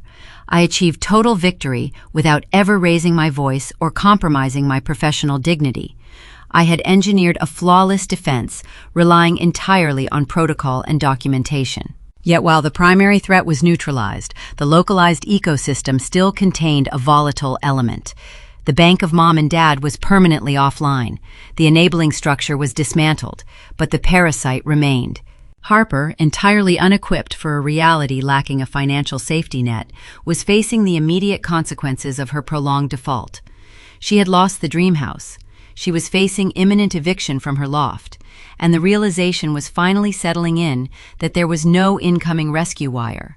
The Golden Child was operating at a massive, unsustainable deficit, and the only solvent entity remaining in her proximity was the sister she had recently labeled a sociopath.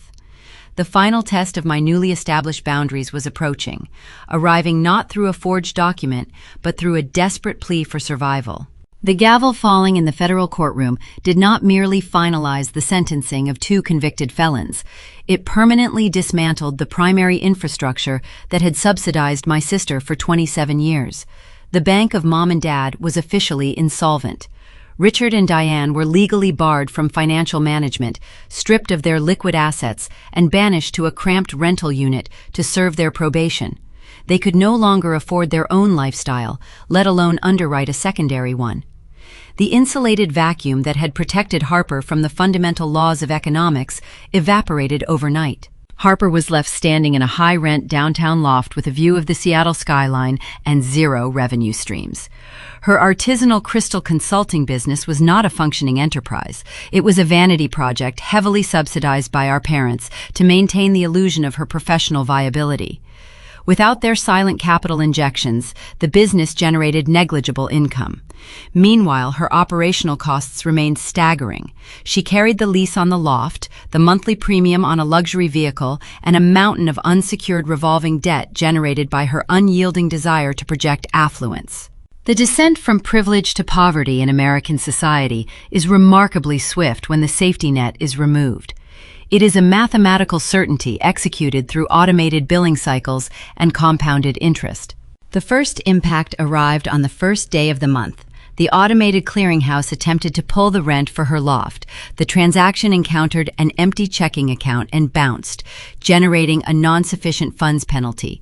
3 days later, the property management group issued a formal pay or vacate notice. The pink slip was taped directly to her front door, a highly visible indicator of her sudden distress. Harper attempted to execute the survival strategies she had observed in her affluent circles. She tried to leverage her social network. She contacted the friends she had dined with at expensive restaurants, seeking a temporary loan or a spare bedroom. But the social currency of Bellevue and downtown Seattle is entirely dependent on perceived value. When her network realized she had lost her familial backing and possessed no independent capital, her messages were left unread. The invitations stopped. The perceived value dropped to zero, and the network purged her. Panic is a highly effective auditor. It forces a complete inventory of available assets. Harper surveyed her belongings, searching for liquidity. She attempted to return the brand-new limited edition designer watch she had purchased on credit just weeks prior. The boutique manager politely declined the transaction, pointing to a microscopic scratch on the crystal face and citing their strict 14-day return policy. The watch, a symbol of her entitlement, transformed instantly into a heavy, depreciating liability strapped to her wrist. She owed $8,000 on a piece of metal she could not convert into rent. The eviction process proceeded with the ruthless efficiency of corporate property management. Lacking the funds to retain legal counsel or pay the arrears, Harper was forced to surrender the keys. She packed her designer clothing into garbage bags, having sold her expensive luggage to a pawn shop for a fraction of its retail value just to afford a moving van. It was during this chaotic, humiliating transition that the final test of my newly constructed boundaries arrived.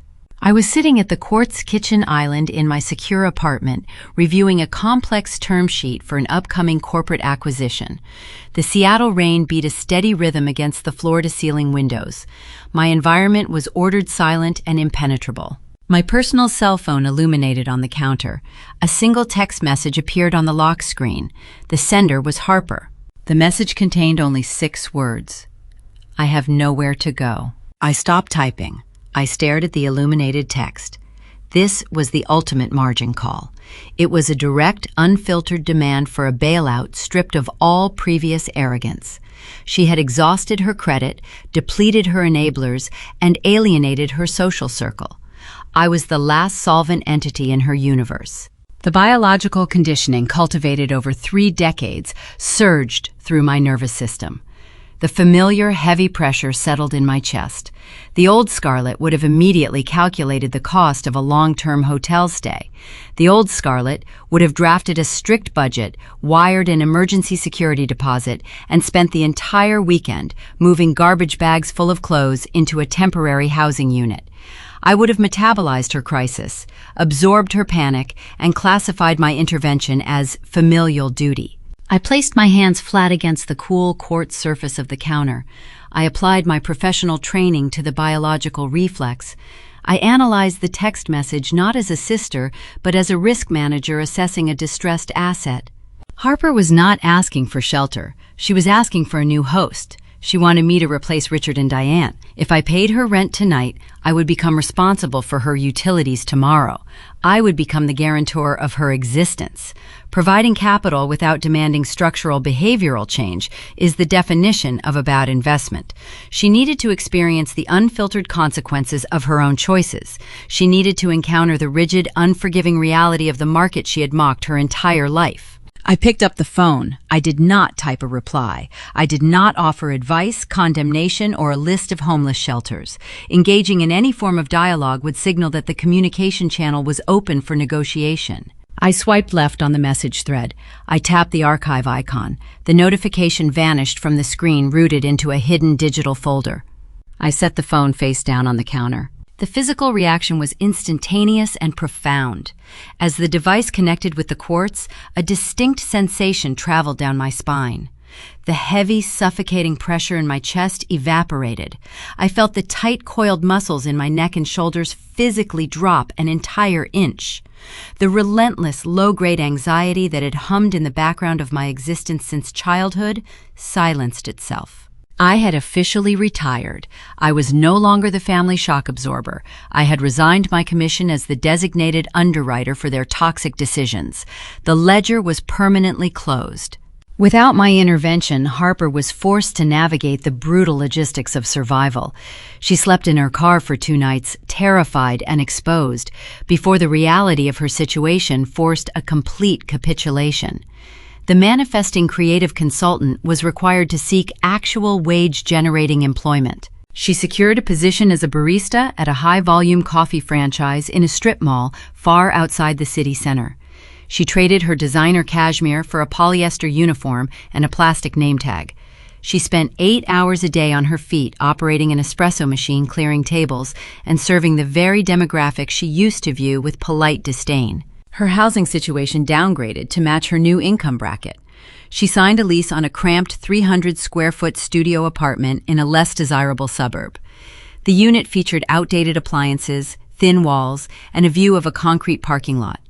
She rode the public transit system to her shifts, calculating her grocery budget down to the exact cent, terrified of triggering an overdraft fee she could no longer afford to pay. The contrast between our 2 lives became stark, permanent, and perfectly logical. I lived in a secure, elevated fortress built on a foundation of relentless discipline and calculated risk. My portfolio continued to compound, generating revenue while I slept.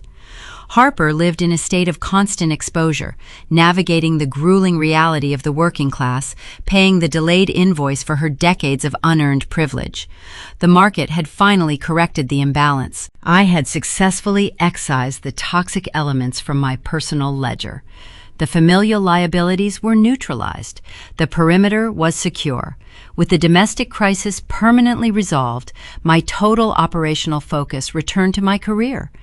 The partners at my firm had observed my navigation of the federal investigation with quiet, intense scrutiny.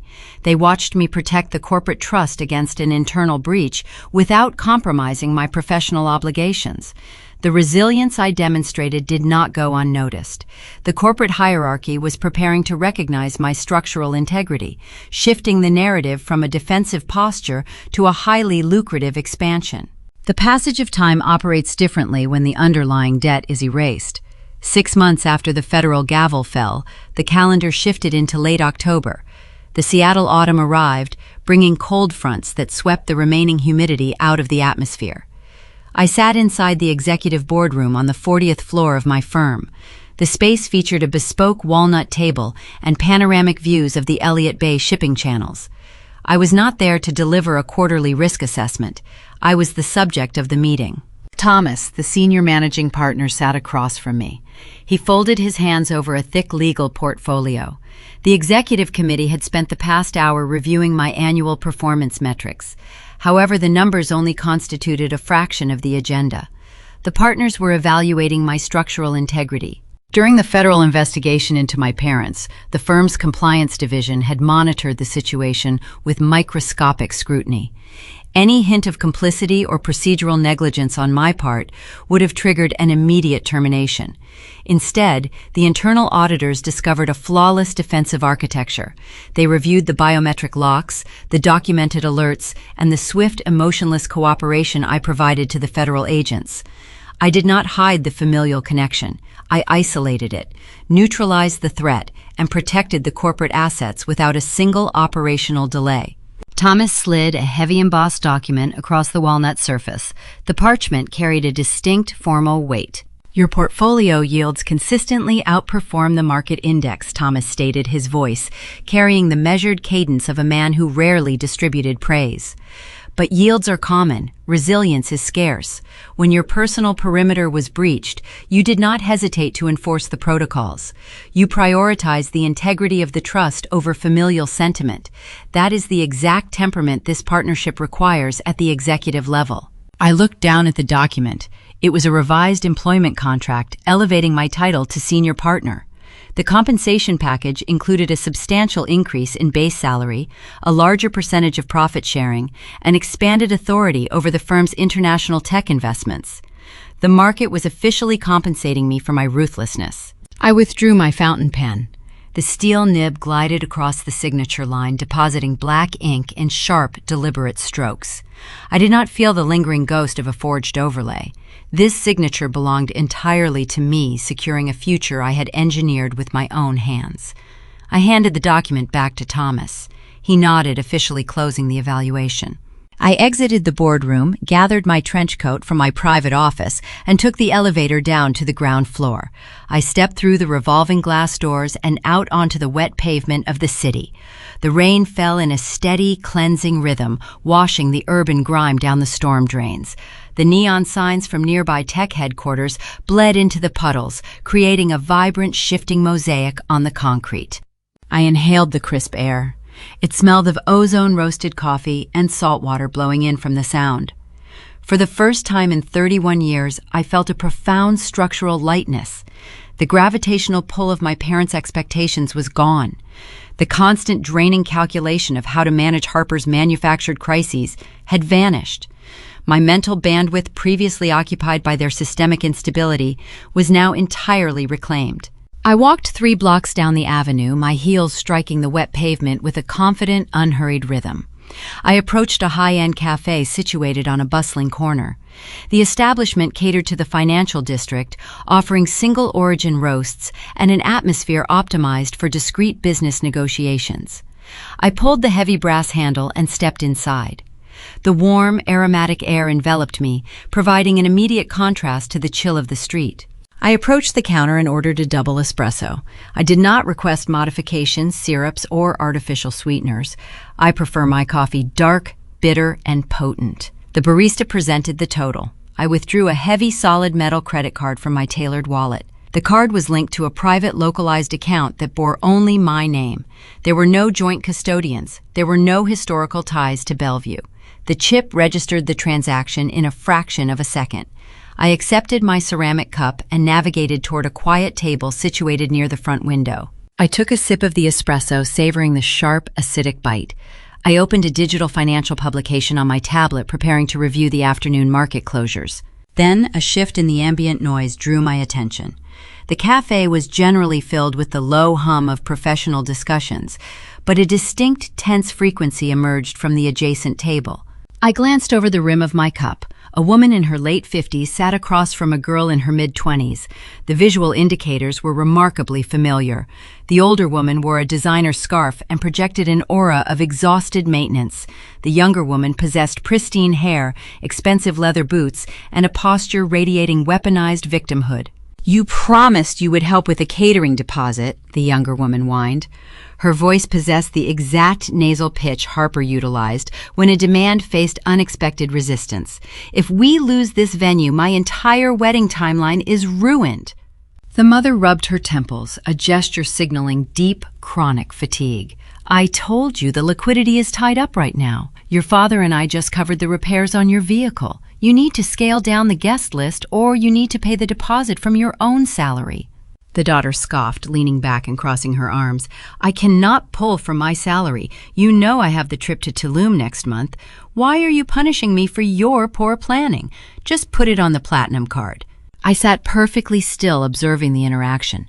A year ago, witnessing this specific dynamic would have triggered a visceral biological response. My heart rate would have elevated, a cold knot of anxiety would have formed in my stomach. The scene would have functioned as a psychological mirror, reflecting my own inescapable reality. The trauma bond would have activated, flooding my system with a desperate urge to flee or intervene. I waited for the physical reaction. I monitored my pulse. I audited my respiratory rate. The response never arrived. My heartbeat remained slow and steady. My hands rested loosely on the tabletop. The cold knot was absent.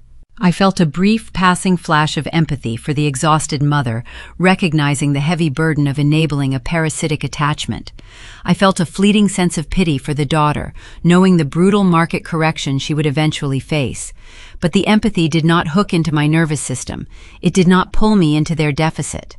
I watched the mother open her designer purse, her shoulders slumping in defeat as she retrieved a credit card. She surrendered to the emotional extortion, choosing temporary peace over structural discipline. She handed the card across the table, subsidizing the illusion for another billing cycle. I looked away, returning my focus to the digital publication on my screen. The realization washed over me with the comforting warmth of the espresso. I was cured. The psychological conditioning was broken. The toxic patterns that had dictated my childhood no longer controlled my adult reactions. I could witness the exact mechanism of my past trauma and remain entirely unaffected. My ledger was perfectly balanced. I had identified the bad debt, executed the difficult write-off, and purged the toxic elements from my portfolio. By refusing to compromise my boundaries, I had preserved my capital and reinvested entirely in my own peace of mind. The dividends of that decision were currently paying out in pure, unadulterated freedom. I finished my coffee, setting the empty cup gently on the saucer. I gathered my tablet and stepped back out into the Seattle evening. The rain had stopped, leaving the city washed clean and reflecting the glow of the streetlights. My professional elevation was secured, my internal peace was verified, and my physical environment required my attention. I had recently acquired a new primary residence, a sanctuary built to my exact specifications. I needed to prepare the space because tonight I was hosting a gathering.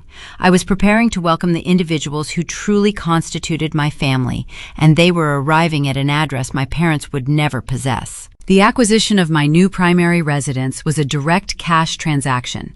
I did not require a mortgage, and I did not seek a cosigner. The property occupied the entire top floor of a newly constructed high-rise situated in the Belltown district. The perimeter began in the subterranean garage with a dedicated gated parking enclave. The private elevator required a retinal scan to access the penthouse level.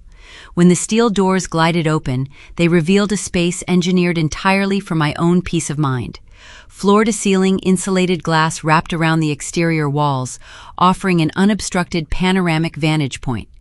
To the west, the dark, rhythmic expanse of the Puget Sound stretched out toward the Olympic Mountains. To the south, the Space Needle illuminated the night sky, its golden light cutting through the crisp Washington air like a beacon. This environment was not a fortress built to keep enemies at bay.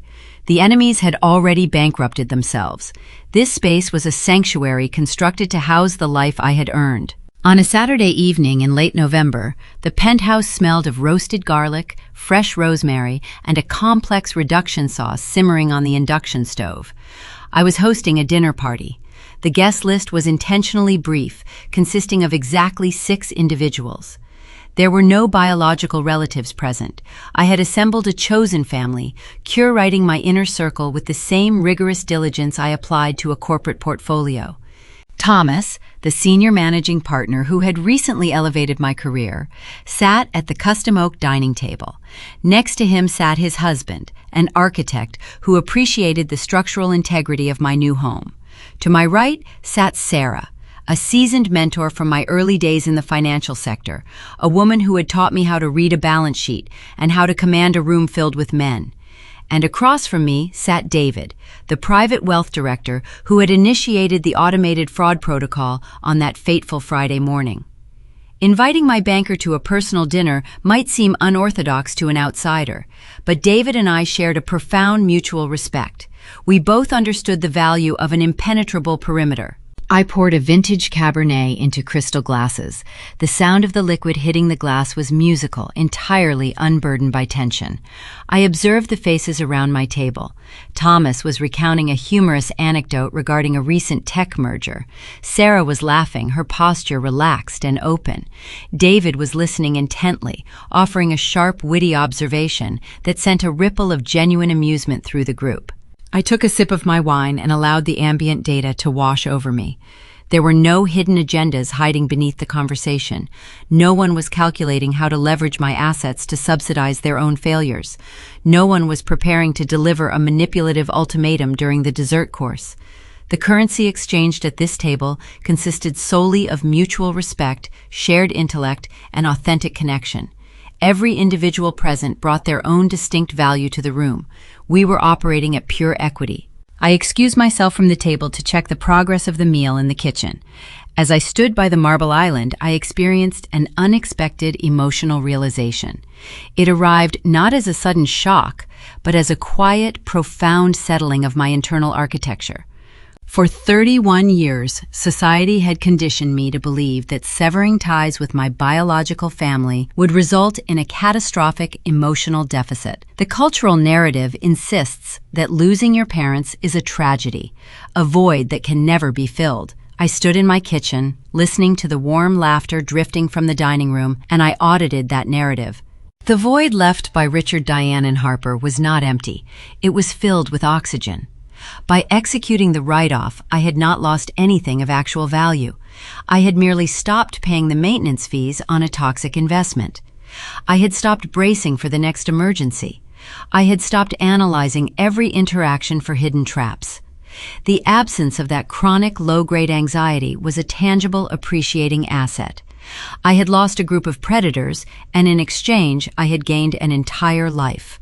I walked past the kitchen and stepped briefly into my home office. The room was dark, illuminated only by the soft glow of my secure financial terminal. I approached the mahogany desk and tapped the screen to awaken the dashboard. The interface displayed the current status of my corporate trust. The market had performed well throughout the autumn quarter. The dividends had reinvested automatically. The initial $2 million valuation had grown steadily. The numbers glowed in a calming digital blue. $2.3 million. The capital remained untouched, compounding quietly in the background, generating wealth while I prepared dinner for my friends. My parents had attempted to steal my future to buy a temporary illusion for my sister. They had utilized deceit, forgery, and emotional extortion. They had gambled their entire existence on the assumption that my boundaries were flexible. They lost everything. Their house was sold, their reputation was erased, their freedom was tethered to a federal probation officer. My sister was serving coffee to strangers, facing the brutal reality of the working class. The system had balanced the ledger with ruthless perfection. I looked away from the glowing numbers and turned toward the expansive window. The Space Needle stood tall against the Seattle skyline, a testament to engineering and endurance. The evergreen forests across the water represented perpetual growth, thriving even in the harshest winter rain. I synthesized the entire journey, translating the deeply personal victory into the professional vocabulary that had always served as my true native language. Some assets are toxic from the start. You cannot fix them. You can only divest. They thought they could bypass the security on my life, but in the end, the only people they locked out were themselves. I picked up my glass of Cabernet from the desk. I raised the crystal goblet toward the illuminated city skyline, offering a silent toast to the algorithm that protected me, the discipline that built me, and the unshakable peace I now possessed. I turned away from the window and walked back toward the dining room, ready to rejoin the people who truly valued my presence. The dinner was ready to be served, and my future was fully funded. If you are listening to this story and you are carrying the weight of a family that only values you for what you can provide, consider this your formal market analysis. Loyalty to a failing enterprise will only guarantee your own bankruptcy. You are not required to set yourself on fire to keep their illusions warm. The return on investment for walking away is profound. Cut the bad debt. Secure your perimeter. The ultimate security does not come from earning their approval. It comes from bringing your own unassailable worth to the table. We grow up bathed in the warm golden hour light of the traditional American dream. The narrative we are fed from childhood is deeply comforting, and seemingly absolute parents provide the foundation children build upon it, and blood remains the unbreakable tether that holds the structure together. We are taught that the home is a sanctuary, a place where forgiveness is infinite and love is unconditional. But when we pull back the curated curtains of suburban life, a different, often chilling reality emerges. The stories of Scarlett, Margaret, and Fiona force us to confront a truth that polite society prefers to bury. Conventional wisdom dictates that family handles family, implying that blood ties require us to absorb endless betrayals in the name of loyalty. We are instructed to forgive to keep the peace and to subsidize the failures of our kin to maintain the illusion of unity. I offer a contrarian viewpoint. Unconditional love should never mean unconditional access. The demand for silent endurance is not love, it is a hostage situation. Sometimes the most profound act of familial devotion is not a rescue, but a rigid, unforgiving boundary. To shield someone from the consequences of their own actions is not to protect them. It is to participate in their destruction. To the parents in America navigating the complex terrain of traditional culture and family education, these narratives serve as a stark warning. We have fundamentally confused provision with protection. In our desperate pursuit to give our children everything we never had, we are increasingly failing to give them the one thing they actually need, the capacity to fail. When you raise one child to be the perpetual star, insulating them from accountability, and train another to be the invisible safety net, you are not fostering a family. You are engineering a tragedy. True parenting values are rooted in honesty and fairness. Honesty requires you to look at your children objectively, recognizing their deficits without shame and their strengths without exploitation. Fairness does not mean distributing your resources equally, regardless of behavior. It means distributing accountability equitably. When you bail out the golden child, whether from gambling debts, failed entrepreneurial ventures, or a lifestyle they cannot afford, you are stealing their adulthood. You strip them of the very resilience required to survive in this world.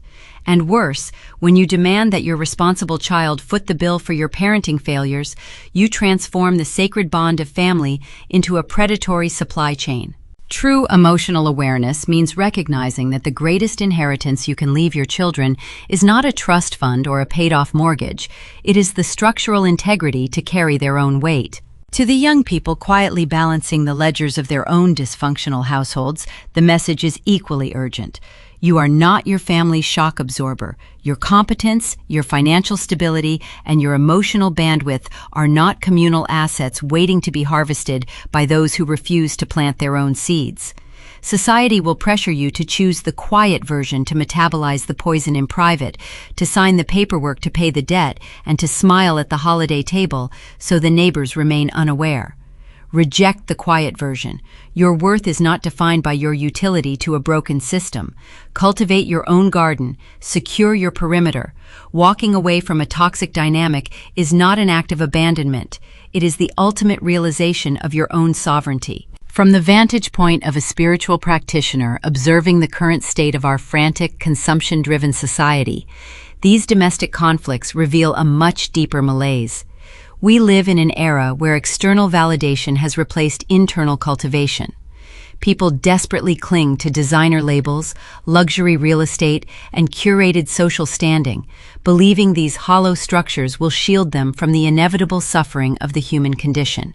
They will not. The path to a better life is not found in accumulation, but in self-cultivation. We must guide individuals toward developing profound wisdom, unshakable morality, and deep resilience.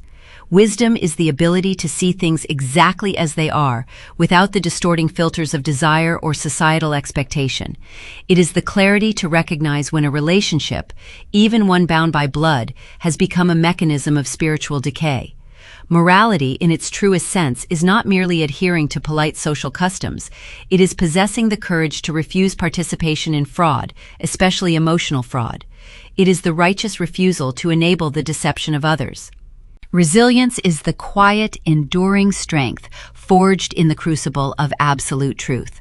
When you detach your identity from the frantic grasping of the material world, you realize that true security cannot be stolen, frozen, or forged. It resides within. The spiritual practitioner understands that karma, the unyielding law of cause and effect, cannot be bypassed by charm or status. Every action generates an invoice. Our duty is not to pay the debts of those who refuse to awaken, but to maintain our own ledger with immaculate clarity. By doing so, we elevate not only ourselves, but the collective consciousness, demonstrating that true peace is found only in authenticity. If these reflections resonate with the quiet battles you are fighting in your own life, if you have ever been expected to set yourself on fire to keep an illusion warm, you are not alone. There is a community of people who have learned to stop playing the victim and start keeping their receipts. Join us on this journey of reclaiming our narratives. Drop a comment sharing the boundary that changed your life, and be sure to subscribe to Sophia Vengeance. We tell the stories that polite society whispers about, because silence only protects the predators. We spend our lives building fortresses, believing the walls will keep the danger out, only to realize the most devastating threats are usually the ones we invite inside and offer a seat at the table. We mourn the loss of relationships that never actually existed, grieving phantoms dressed in the clothes of our relatives. But perhaps the true tragedy is not the severing of the bond. Perhaps the only real tragedy is spending a lifetime trying to balance a ledger written in a currency that was counterfeit from the start. Ultimately, you cannot save a structure built on a foundation of lies. Sometimes, the most sacred act of preservation is to simply step outside, strike the match, and let the temple burn. About mourning revenge and my content creation process. Dear YouTube team, my name is Tan, and I am the owner and creator of the YouTube channel Mourning Revenge. I would like to briefly introduce my channel and explain how I research, create, produce, and publish my content. Mourning Revenge is a storytelling channel primarily created for women ages 25 and older, including viewers over 55. My stories focus on family relationships, parental favoritism, unfair treatment, emotional conflicts, and difficult situations between parents, children, and siblings. The main message behind my stories is simple. Parents should treat all of their children fairly with love, respect, and compassion. Through fictional and dramatized stories, I hope to encourage parents to reflect on the emotional consequences of favoritism, while also providing viewers with engaging and meaningful entertainment. Creating content is my profession and an important part of my career. I take YouTube's policies seriously, including the community guidelines, copyright policies, reused content policies, advertiser-friendly content guidelines, and other platform requirements. I regularly follow policy updates and continuously improve my workflow to remain compliant. My research and creative process. I often research topics through public discussions on communities, such as Reddit storytelling trends on YouTube and YouTube Studio's inspiration features. These sources help me understand what topics may interest my audience. However, I do not simply copy or republish other creators' videos or finished stories. I use research as inspiration and then develop my own storyline, characters, conflicts, dialogue, emotional progression, and ending. For script development, I use Gemini as an AI-assisted writing and brainstorming tool. It helps me organize ideas and explore different storytelling possibilities. I personally review, edit, and revise the material before publication, checking the story structure, logic, dialogue, emotional development, and overall message. AI is a tool in my workflow while I remain responsible for the final creative decisions. Production and editing. After completing the script I use for narration and voiceover, I then prepare visual materials to support different parts of the story. I may also use relaxing footage to create a comfortable viewing experience for audiences listening to the story. I use to edit the final video, including narration, synchronization, scene, timing, transitions, visuals, and overall pacing. For thumbnails, I use Canva to create a thumbnail specifically designed around each video's story and central conflict. Before publishing, I carefully review the completed video, including the script, narration, visuals, editing, and thumbnail. Audience engagement and my commitment. I regularly read and respond to viewer comments and use the community tab to communicate with my audience. Their feedback helps me understand what they enjoy and how I can improve future content. I understand the importance of maintaining high standards for monetized content, and I sincerely respect YouTube's review process. I kindly ask the YouTube team to consider my complete creative process when reviewing Mourning Revenge. My goal is to create original storytelling experiences through research, creative development, writing, narration, visual production, editing, and continuous audience engagement. I am committed to continuing to learn, improve, and follow YouTube's policies. Thank you very much for taking the time to review my channel and understand the work behind my content. Sincerely, Tan, owner and creator of Mourning Revenge,